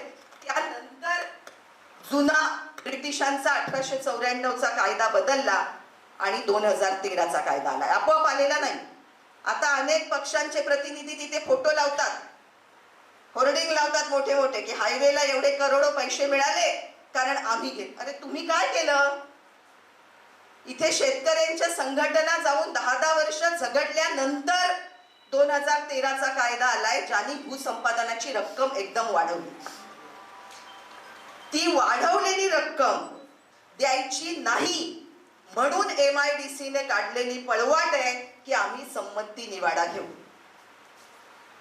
जेव्हा आम्ही उपोषणाला बसलो त्याच्या आदल्या दिवशी मुंबईमध्ये विधान भवनात उद्योग मंत्र्यांबरोबर आमची मीटिंग झाली. दोन्ही विरोधी पक्ष नेते तेव्हाचे हजर होते, उद्योग मंत्री हजर होते, अनेक आमदार हजर होते. आणि त्यांच्या समोर म्हणजे केबिनमध्ये, विरोधी पक्ष नेत्यांच्या केबिनमध्ये आणि त्यानंतर विधान परिषदेच्या उपसभापतींच्या कार्यालयात 2 मिटिंगा झाल्या. त्या दोन्ही मिटिंगांमध्ये आणि प्रत्यक्ष विधिमंडळाच्या सभागृहात त्याचा व्हिडिओ रेकॉर्डिंग आपल्याकडे आहे. आज ते मला आणता आलं नाही पण पुढच्या वेळेला नक्की आणू. तिथे उद्योग मंत्र्यांनी विधिमंडळात दिलेलं आश्वासन आहे की कोणत्याही शेतकऱ्यावर जबरदस्ती केली जाणार नाही, संमती दिली तरच जमीन घेतली जाईल. हे रेकॉर्डवर आहे. आणि विधिमंडळाच्या सभागृहात दिलेलं आश्वासन हा अंतिम शब्द असतो, त्यामुळे त्याला वजन आहे. पण ते सरकार, आता पार्ट्या बदलल्या, सरकार बदललं, मंत्री बदलले म्हणून विधिमंडळात बोललेला शब्द बदलत नाही, म्हणून कायदा बदलत नाही, तो कायम आहे. त्यामुळे आपला आग्रह असला पाहिजे की कायदा पाळा, तुम्ही विधान भवनात दिलेला शब्द पाळा, नाहीतर जनतेच्या वतीने हक्कभंग आम्ही दाखल करू. जनतेच्या वतीने की तुम्ही आमचा लोकशाहीमध्ये लोकांचा हक्काचा भंग केलेला. तेव्हा या भूमिकेवर आपण पहिली भूमिका आपली ही की तुम्ही दिलेला शब्द पाळा. 2013चा कायदा तंतोतंत लागू झाला पाहिजे. नंबर 2, तुम्ही दिलेलं आश्वासन की कोणावरही सक्ती आणि जबरदस्ती केली जाणार नाही ते पाळलं गेलं पाहिजे. आणि मुद्दा नंबर 3, तुमच्याच अवॉर्ड मध्ये लिहिलेलं आहे संमती निवाडा. आम्ही संमती दिलेली नाही, तेव्हा हा निवाडा आम्हाला लागून नाही. या भूमिकेमध्ये ठाम राहून झगडायची तयारी कोणाची?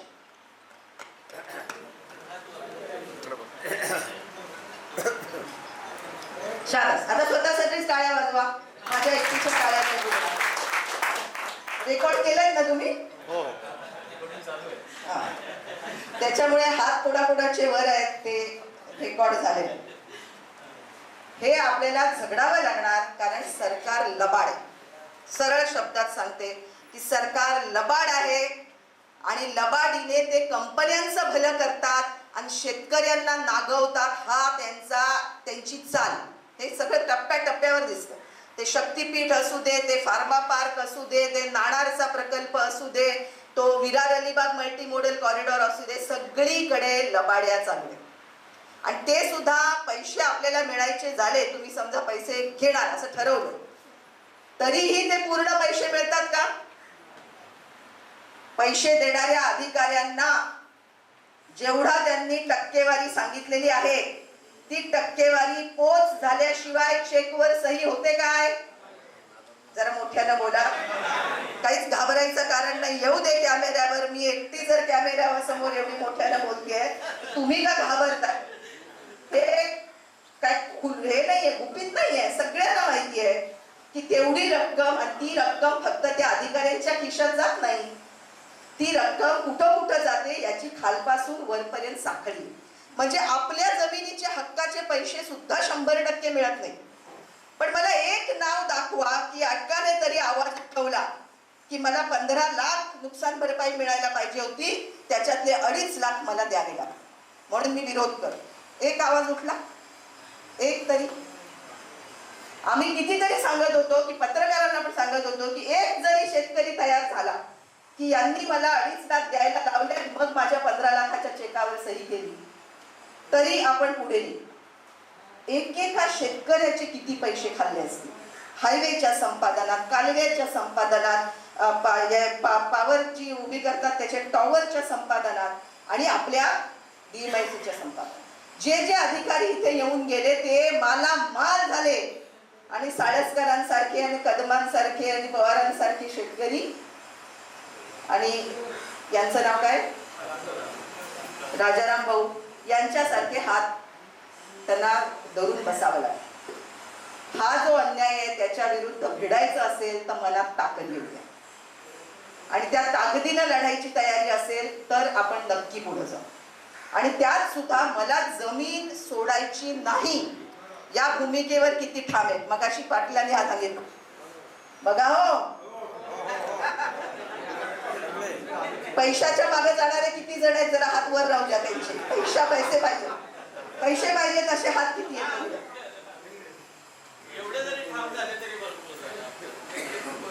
ही गोष्ट लक्षात घ्या की कितीही पैसे मिळाले तरी तुम्ही तुमच्या गावच्या अवतीभोवतीची जमीन सोडली तर तुमचा गाव संपला, हे लक्षात घ्या. कारण आता ज्या पद्धतीने कंपन्या येत आहेत ते तुम्ही वडगावच्या जवळच्या JSWचं बघा, त्याच्या अवतीभोवतीच्या सगळ्या जमिनी नासल्या. 24 तास तिथे हवेत प्रदूषण आहे, म्हातारी माणसं आजारी पडतायत, पोरांना आजार आहेत, बाळंतींनी आणि गर्भार बायकांना त्रास आहे. एकदा तुम्ही त्या सैतानाला तुमच्या गावाच्या हद्दीत प्रवेश दिला, आणि आता तर यांनी बरोबर सांगितलं, बल्क ड्रग्स फार्मा पार्क घोषित केलं इथे की या जमिनी आता मिळाल्याच ना आयत्या, त्या आम्ही फार्मा पार्कला वापरू. आणि तेव्हा काय सांगत होते, तेव्हा म्हणत होते इंजिनिअरिंग प्रकल्प येतील, केमिकल येणार नाही.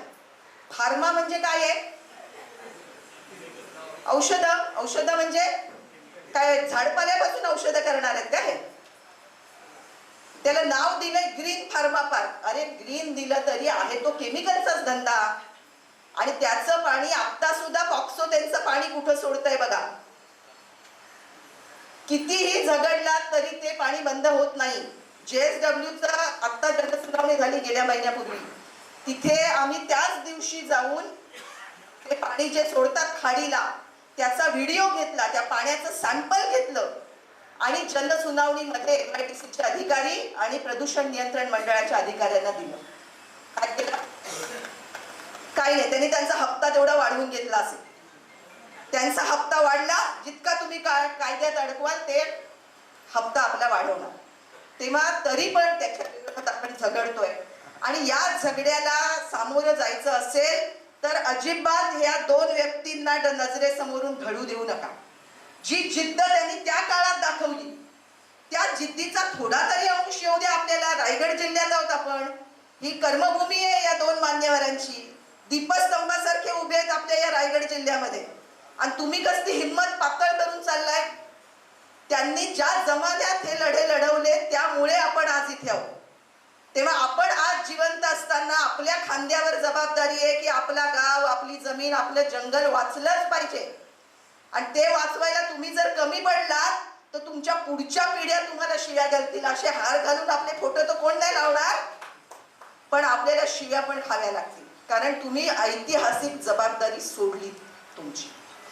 तेव्हा आपण या जबाबदारीनिशी उभं राहायचं हे लक्षात घ्या. आणि ही लढाई कायद्यानेच लढायची. आपल्या लढाई कोणत्याही, मी 35 वर्ष या जिल्ह्यात काम करतेय, कोणत्याही आंदोलनात लढ्यात एकही दगड उचलला गेला नाही. एकदा पण काठी लाठी हातात घेतली गेली नाही. कारण आमचा विश्वास आहे कायद्यावर, आमचा विश्वास आहे संविधानावर, आमचा विश्वास आहे महात्मा गांधींनी दिलेल्या अहिंसेच्या मार्गावर, आणि त्याच मार्गाने झगडू आपण आणि यश मिळवू. तेव्हा 2017 मध्ये आपण दुसरा विजय खरं तर मिळवला होता. त्या 1.5 महिन्याच्या आंदोलनानंतर पहिला विजय दिल्लीतून आदेश निघाले, आणि दुसरा विजय 2017 मध्ये विधिमंडळात सांगितलं गेलं की आम्ही जमिनी सक्तीने घेणार नाही. पण त्यानंतर त्यांनी आपले लढे पण जरा ढिले पडले, कारण मिटिंगांना लोकच यायचे बंद झाले. आम्ही उपोषणाला बसले असताना लोक येत नव्हते. गावात मिटिंगला गेल्या तर काय सांगतील, गावात आम्ही पोचायचो आणि दारादारात आम्हीच फिरायचं, चला मिटिंगला या, ऐकायला या, आपल्या गावाची आपल्या जमिनीची गोष्ट आहे. कोणत्याही गावच्या लोकांनी सांगावं की 100% लोक येत असत नव्हते. पण त्यात एक गोष्ट होती, आजच्या मीटिंग मध्ये ती टीप राहिली आहे. फक्त या ताई आणि त्यांच्या बाजूला बसलेल्या ताई, या दोघींना मी 200% मार्क देईन की या मीटिंग मध्ये आलेले आहेत. पण बायांनी जमीन वाचवायच्या लढ्यात उतरलं नाही तर जमिनी वाचणार नाही, हे मुद्दा लक्षात घ्या. त्यामुळे अशा मीटिंगला येताना बायका असल्याच पाहिजेत. आणि गावातल्या मीटिंग मध्ये तर आम्ही हे लावून धरायचो की बाया मीटिंगला आल्याशिवाय आम्ही गावातली मीटिंगच सुरू करत नाही. लोक सांगायचे अहो जेवण करायचं टाइम आहे, पाणी भरायचंय, बाया इथं गेल्या तिथं, येऊ द्या आम्ही थांबतो. पण बाया आल्याशिवाय मीटिंग सुरू होणार नाही. आणि कितीतरी गावात असा अनुभव आला की म्हटलं हाक मारा, गावात हाक मारा की बायांनी असेल ते काम टाकून या, आपल्या गाव आणि आपल्या जमिनी वाचवण्यासाठी आपल्याला लढायचंय ते सांगायला लोक आले. आणि आमचा अनुभव आहे की कितीतरी संख्येने बाया येत. आणि मग असे हॉलमध्ये किंवा देवळात आम्ही बसलेलो असायचो, ते बाहेर जाऊन मिटिंग घ्यायला लागायची, कारण लोकांना बसायला जागाच पुरायची. तेव्हा बायका येणार आणि बायकांनी या लढ्यात उतरणं हे खूपच महत्वाचं आहे. फक्त पुरुषांनी उतरून जमणार नाही. आता तुम्ही सगळेजण इथं बसलेले बांधव चांगले आहात, पण आपल्यातली फोडाफोड करायची असेल तर अनेक मार्गांनी सरकार दलाल पेरून, खोटे दावे करून, आपल्याला धमक्या देऊन, दाबात घेऊन ते फोडू शकतात. त्यामुळे दोन्ही घरातली बाई आणि पुरुष दोघांनीही या झगड्यामध्ये उतरणं आवश्यक आहे. आणि हा अभयारण्याचा विषय तुम्ही काढला, तो अभयारण्य नाही आहे, त्याला म्हणतात इको सेन्सिटिव्ह झोन, म्हणजे पर्यावरणीय दृष्ट्या संवेदनशील क्षेत्र. आपलं हे जे क्षेत्र आहे कांदळगाव वगैरे हा सगळा पट्टा, हा आपण सह्याद्रीच्या कुशीतला पट्टा आहे. आणि सह्याद्री टिकणं ही या संपूर्ण सह्याद्रीच्या खोऱ्यातल्या लोकांसाठी आवश्यक असणारी गोष्ट आहे. जर या सह्याद्रीची वाट लागली तर तुमची शेती टिकणार नाही, जंगल टिकणार नाही, गावं पण टिकणार नाही. त्यामुळे तो वाचवण्यासाठी संवेदनशील क्षेत्र जतन करण्यासाठी लावलेला तो झोन आहे. आणि या कायद्यासाठी आपण एक स्वतंत्र शिबिर घेऊ इको सेन्सिटिव्ह झोनसाठी. पण इको सेन्सिटिव्ह झोन म्हणजे पर्यावरणीय दृष्ट्या संवेदनशील क्षेत्र हे शेतकऱ्यांच्या हिताचं आहे, हा डोक्यात पक्का शिरवून घ्या. याच्या विरुद्ध जे बोलतायत ते दलाल आहेत, ते बिल्डर लोक आहेत, ते कॉन्ट्रॅक्टर लोक आहेत, ज्यांना त्यांच्या हिताला बाधा येणार आहे, कारण त्यांना काही करता येणार नाही. कंत्राटदारांचे धंदे बसतील, दलालांचे धंदे बसतील, शेतकऱ्यांचं हितच आहे. आणि ते कसं आहे हे मी उलगडून सांगेन जर आपण त्या विषयावर स्वतंत्रपणे बोललो तर. ज्यांच्या प्रयत्नामुळे ते आलं ते डॉक्टर माधवराव गाडगीळ आपल्याबरोबर काम करतात. आणि आता 2 वर्षापूर्वी जेव्हा महाडचा पूर झाला, प्रचंड मोठा पूर, तेव्हा त्या पुराच्या वेळेला ते पूर्ण वेळ आपल्या बरोबर होते. आणि सह्याद्रीचं किती अपरिमित नुकसान झालं, हजारो दरडी कोसळल्या होत्या, हजारो. त्याचा आम्ही पूर्ण खोऱ्यात जाऊन अभ्यास केला. पण त्या सगळ्याच्या दृष्टीने शेतकरी आणि शेती आणि निसर्गावर ज्यांचं जगणं अवलंबून आहे ते टिकायला हवे असतील तर इको सेन्सिटिव्ह झोन हे आपलं रक्षण आहे, हे लक्षात घ्या. ते पुढारी लोक काही बोलू देत, पुढाऱ्यांच्या हिताची ही गोष्ट नाही, पण तुमच्यासारख्या सामान्य शेतकऱ्यांच्या हिताची गोष्ट आहे. आणि त्यात परवानग्या मिळणार नाही, घर बांधता येणार नाही वगैरे अफवा उठवतात ते. असं काही नाहीये. त्याच्यात ग्रामसभेला अधिकार आहेत की त्यांनी हे लक्षात घ्यायला पाहिजे की गावात काय काय व्हायला पाहिजे. त्यामुळे त्या परवानग्या मिळणार नाहीत असं नाही. शेती करायला परवानगी आहे, घर बांधायला परवानगी आहे, उद्योगधंदे वेगळ्या प्रकारचे काढायला मात्र बंद नाही. म्हणजे फार्मा पार्क यायला नको असेल तर इको सेन्सिटिव्ह झोन टिकला पाहिजे. एवढं साधं गणित आहे, हे लक्षात घ्या. आता कायदा वेगवेगळा असा प्रश्न उपस्थित झाला की आम्हाला कायदा वेगळा, बरोबर मुद्दा आहे. सरकारच्या जे फायद्याचं नाही, सरकार म्हणजे कोण, तर सरकारमध्ये जे पदांवर बसलेली लोक आहेत त्यांच्या फायद्याची गोष्ट असेल तर कायदा अंमलात येतो. त्यांच्या फायद्याची गोष्ट नसेल, शेतकऱ्यांच्या फायद्याची असेल, गोरगरिबांच्या फायद्याची असेल तर ते कायदा पाळत नाहीत. ही सरळ गोष्ट. 2013चा कायदा शेतकऱ्यांच्या हितासाठी आलेला कायदा.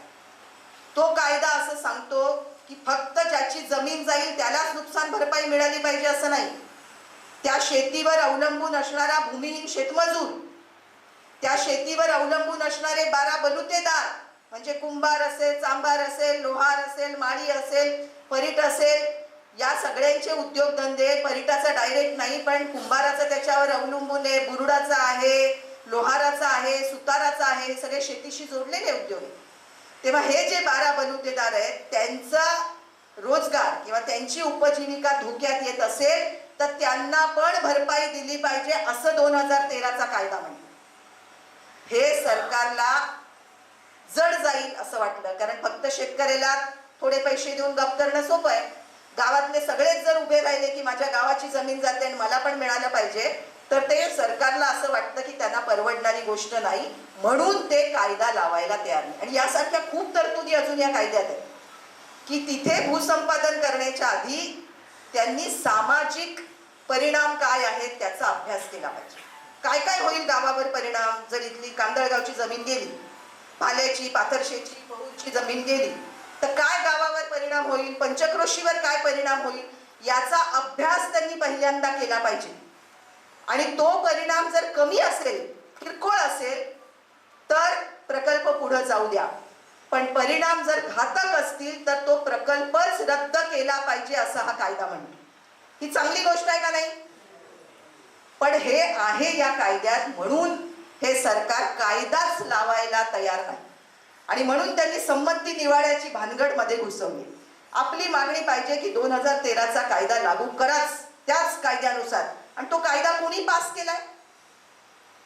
तुम्ही मी पास केलाय काय? कोणी पास केला? हा, फक्त सरकार नाही, संसदेमध्ये सर्वपक्षीय खासदार आपण निवडून पाठवतो ना.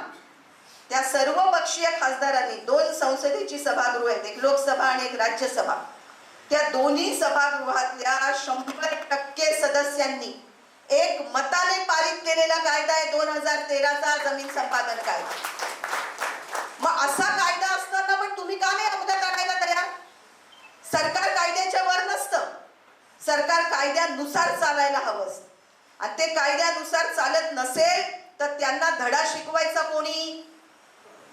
आपण. पण ती हिंमत आपण दाखवायची गरज आहे. हे भाजपचं सरकार सत्तेत आल्यावर पहिला हात पंतप्रधान मोदींनी घातला असेल तर तो या कायद्याला घातला आणि तो कायदा बदलायचा प्रयत्न केला जेणेकरून तो शेतकऱ्यांच्या फायद्याचा राहणार नाही. नाव घेतल्यावर माईकचा आवाज जातो का? तर तो गेला तरी आपण बोलणार. त्यामुळे काय काय चालू आहे ते बघा. म्हणजे ज्यांचं गुणगान केलं जातं, विकास पुरुष, अवतार पुरुष, ते कोणाचा विकास करतायत? ते गोरगरिबांचा नाही करत आहेत, शेतकऱ्यांचा अजिबात करत नाहीयेत. कारण शेतकऱ्यांच्या हक्काचे सगळेच कायदे त्यांनी बदलून टाकले. सगळेच.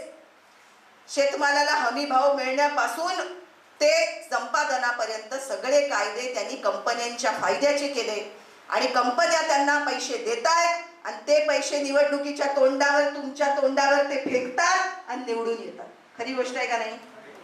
आता तुम्ही म्हणाल की राजकीय का बोलताय? राजकीय बोलायलाच पाहिजे, कारण बाबासाहेबांनी जबाबदारी दिली आहे खांद्यावर की तुम्ही प्रजा नाहीत, नागरिक आहात आणि सरकारवर टीका करणं, सरकारच्या विरोधात बोलणं, सरकारच्या विरोधात आवाज उठवणं ही नागरिक म्हणून माझी जबाबदारी आहे. तरच सरकार लाईनीने चालेल. त्यामुळे कोणी येऊ देत पंतप्रधान. त्याच्यापूर्वी दुसऱ्या पक्षांचे होते, काँग्रेसचे होते पंतप्रधान, त्यांच्यावर टीका केली नव्हती का? तेव्हा एसीझेडचा लढा चालू होता, तेव्हा त्यांच्याही विरोधात बोलत होतो. त्यामुळे पक्ष सत्तेत कोणताही असू देत, नागरिक म्हणून सरकारची धोरणं चुकीची असतील तर ती चूक म्हणायची हिंमत नागरिक म्हणून आपल्यात आली पाहिजे. आणि त्यासाठी बाबासाहेबांनी आयुष्य वेचलं. तेव्हा त्यांच्या वाटेवर चालायचं. आणि शिवाजी महाराजांनी तर लोकशाही केव्हा केली? तेव्हा तर लोकशाही नावाची गोष्टच नव्हती. तेव्हा एक राजा म्हणतो की माझं राज्य नाही, रयतेचं राज्य असलं पाहिजे. त्या रयतेचा राजा म्हणून आपण मान देतो ना. मग त्या रयतेला मान देणारे राजे 17व्या शतकात होते आणि त्यांच्यापासून प्रेरणा घेऊन बाबासाहेब संविधान रचतात. पण बाबासाहेब जाऊन आणि आता संविधानाला सुद्धा 75 वर्ष होऊन गेली तरी आपल्यात हिंमत येत नाही, ही काही बरी गोष्ट नाही. त्यामुळे स्वतःकडे वळून बघू, आधी आपल्यातली हिंमत जागू आणि पुढचं पाऊल काय टाकायचंय ते बघू. तर याच्यामध्ये मी सुचवते ती पहिली गोष्ट अशी की ज्यांनी आता प्रश्न मांडले त्यांनी कागदपत्रानिशी त्याची झेरॉक्स पूर्ण काढून त्याची माहिती आणून द्यावी. ती काय काय आहे ते जरा आपली इथे जी टीम आहे ती तपासेल. त्याच्यामध्ये कायदेशीर मदत काय आहे ते बघता येईल. पण फक्त व्यक्तींचे प्रश्न हाताळून जमणार नाही. त्याचा आत्ता खरं उशीर झाला ही मीटिंग व्हायला. ती जर आपण नोव्हेंबरमध्ये घेतली असती तर आत्ता विधानसभेचं अधिवेशन नागपुरात चालू आहे, त्या अधिवेशनात आपण आवाज उठवू शकलो असतो. आणि आमचं एक धोरण आहे, आम्ही संघटना म्हणून असं म्हणतो की आम्ही कुणाला कडेवर घेऊन चालणार नाही. ज्याने त्याने आपल्या पायावर चाललं पाहिजे. पायावर चालायला पडाल, धडपडाल तर आम्ही आहोत बरोबर. आधार देऊ, उठवू, खर्चटलं तर औषध पाणी करू, पण चालायचं तुमच्याच पायावर. तुम लढो हम कपडा संभाळताय असं ज्यांचं धोरण असेल ते लढ्याच्या मार्गाने जाऊ शकत नाही. त्यामुळे प्रत्येकाने आपल्या पायावर चालायची तयारी असेल तर याच्या पुढची पावलं कशी टाकायची हे आपण ठरवू. यापूर्वी पण आपण दिल्ली मुंबई कॉरिडॉरचा लढा खरं तर जिंकलोच होतो दोन्ही वेळेला, पण त्यानंतर आपले सगळे बांधव थोडे शिथिल पडले. आता काय करायचं नाही, आता करण्यासारखं काय. आणि मग एकेकाला सरकार घेरत गेलं आणि एकेकाच्या जमिनी काढून घेतल्या वेगवेगळ्या चालींनी. तर त्याच्यात कायदेशीर बेकायदेशीर त्यांची कारवाई पण खूप आहे. त्याच्या विरुद्ध आपण सुरुवातीलाच पहिल्या 15 दिवसाच्या कालखंडामध्ये त्या कालावधीत एक दणदणीत मोर्चा प्रांत ऑफिसवर काढायची तयारी आहे का? दणदणीत, किरकोळ नाही, 50-100 लोकांचा नाही. आपला मोर्चा जानेवारीच्या पहिल्या ती तारीख आपण ठरवू, 1 ते 15 मधली कधी ते निवडक कार्यकर्त्यांबरोबर आपण जरा नियोजनाची बैठक घेऊ आणि त्या तारीख निश्चित करू. पण ते करावं लागेल आणि ते करून आपल्याला याच्यावर आवाज उठवायला लागेल. तोपर्यंत तुमचे कागद वगैरे आणून द्या, त्याची काय छाननी तपासणी आहे, अभ्यास आहे तो करावा लागेल. हे जे सगळे कागदपत्र त्याचा पण बारकाईने अभ्यास करावा लागेल. आत्ता फक्त लक्षात आलेले जे मुद्दे आहेत त्याच्यामधला सर्वात महत्त्वाचा मुद्दा आहे तो म्हणजे संमती निवाडा. आणि दुसरं हे MIDCचं पत्र आहे, त्यात त्यांनी किती भरपाई द्यायला पाहिजे, औद्योगिक क्षेत्र जमिनीचे दर काय, याची जी हेक्टरी दर दिलेला आहे, एकरी आणि हेक्टरी, तर राष्ट्रीय महामार्गावरचं क्षेत्र जर असेल तर एकरी दर 1,05,00,000 दिला पाहिजे असं त्यांचं पत्र म्हणतं. आणि उर्वरित जमिनी ज्या आहेत त्यांच्यासाठी 18,25,000 असं. पण याच्यामध्ये आपला एक महत्वाचा मुद्दा हा पाहिजे की ज्यांना आत्ता नोटीस आल्या 2024 मध्ये तुम्हाला आणि ज्यांना आत्ता भरपाई दिली जाते, कायदा असं म्हणतो की जेव्हा त्यांच्यासाठी त्यांची जमीन संपादित केली जाते, जेव्हा संमती दिलेली नाही तेव्हाचा जो काही रेडी रेकनर रेट असेल, आणि तो कसा ठरतो, जर सरकारने सुद्धा पैसे दिले असतील तरी रेडी रेकनर मध्ये ते नमूद करायलाच पाहिजे. म्हणजे 18,40,000च्या खाली सरकारला जाताच येणार नाही, त्याच्या वरच गेलं पाहिजे. कारण महामार्गाला जी रक्कम त्यांनी दिली ती रेडी रेकनरच्या रेटमध्ये घेतलीच पाहिजे आणि त्याच्यानुसार पुढचा दर लागू केला पाहिजे. पण आता हा मुद्दा मी फार लावून धरत नाही, कारण मगाशी तुम्ही हात वर केलेले आहेत आणि असं म्हटलंय की आम्ही फक्त पैशासाठी लढत नाही, आमच्या जमिनी वाचवायला लढतोय. त्यामुळे त्या मुद्द्यावर आपण पहिलं ठाम राहू आणि या जमिनी वाचवण्याच्या दिशेत आपली पावलं काय आहेत ते इथून पुढे निश्चित करत जाऊ.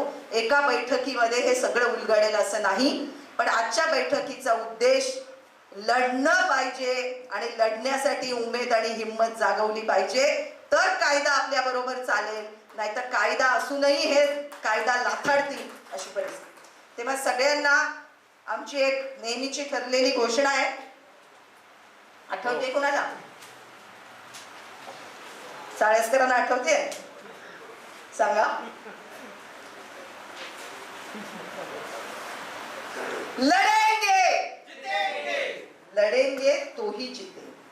त्यामुळे मी म्हणेन लढेंगे तर जिते, लढेंगे लढेंगे तरच आपण जगू शकू. पण मुख्य मुद्दा असा आहे की आपल्याला एकत्र उभं राहिलं पाहिजे, संघटित झालं पाहिजे आणि संघटलं पाहिजे. ठीक आहे. धन्यवाद.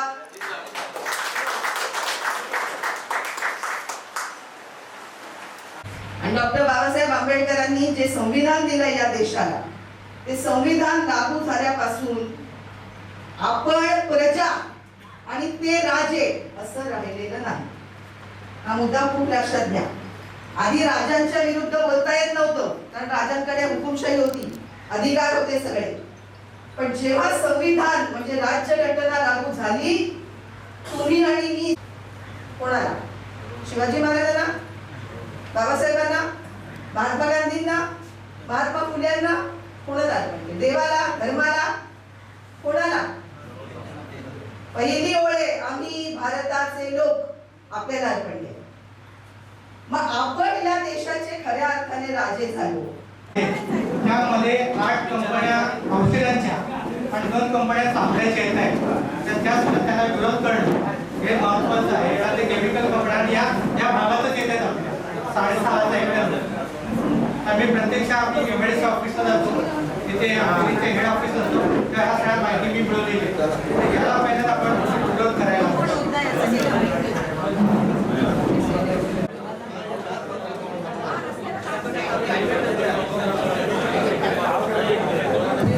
जरा एक महत्वाचा मुद्दा लक्षात घ्या. हा मुद्दा पण आपण आंदोलनाचा करू. 2 भावाला संमती दिली नाही किंवा जमीन विकताना दिली नाही, तर विक्री होते काय? वारस नोंद होते काय? ती जर होत नाही तर मग इथं कसं सरकारचं नाव लागलं? सरकार व्यवहार करेल तो बेकायदेशीर. केली नसेल त्यांनी करून घ्यायचे. आपल्याकडे आता फॉर्म येतील, ते फॉर्म प्रत्येकाने भरून द्या. त्याच्यावरती तुमचं नाव, गावाचं नाव आणि त्यानंतर मोबाईल क्रमांक, या 3 गोष्टी आवर्जून भरा. 200 लोक इथे हजर असतील किंवा जास्तही असतील.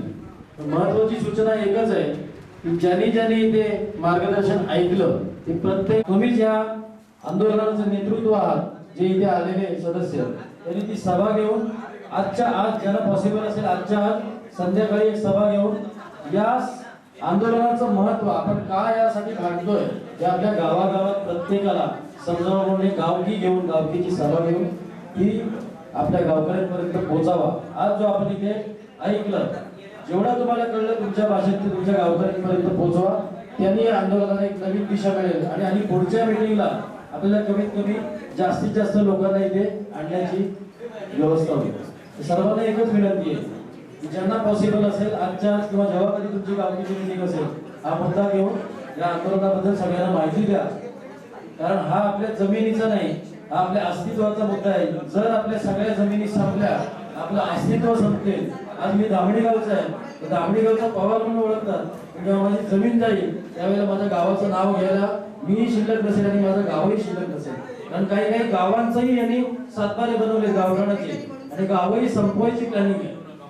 किती मोठी समस्या आपल्याकडे येणार आहे ते बघा. आज मुंबईमध्ये जी परिस्थिती आपली झालेली आहे, आज मुंबईमध्ये सर्व परप्रांतीय आपल्या डोक्यावरती बसलेले आहेत. सगळे व्यवसाय, सगळे धंदे परकीयांच्या हातामध्ये आणि आपण आज 10, 12, 15, 20,000ची नोकरी करतोय.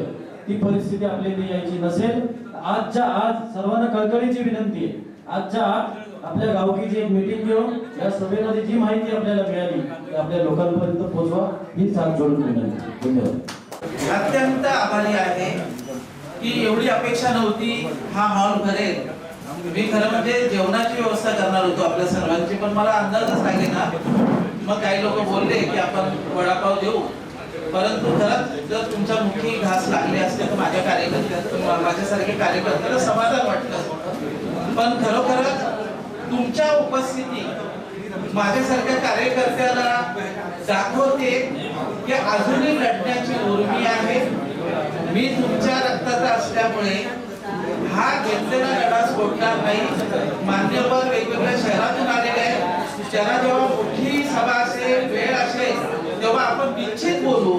परंतु गावगावच्या बैठका गावक्या यांनी स्वतः तुम्हाला रिक्वेस्ट करेन आणि लावेल आणि माझ्यापर्यंत असलेलं नॉलेज तुमच्याकडे असलेलं नॉलेज याचा आपण आदान प्रदान करूया. एवढं ह्या कार्यक्रमाचं फलित होऊ दे अशी मी ह्या ईश्वराचरणी प्रार्थना करतो आणि आपल्या सर्वांचं आभार मानून सभा यशस्वी केल्याबद्दल आपल्या सर्वांचा आभार मानतो आणि आपल्याला धन्यवाद देतो. जय हिंद, जय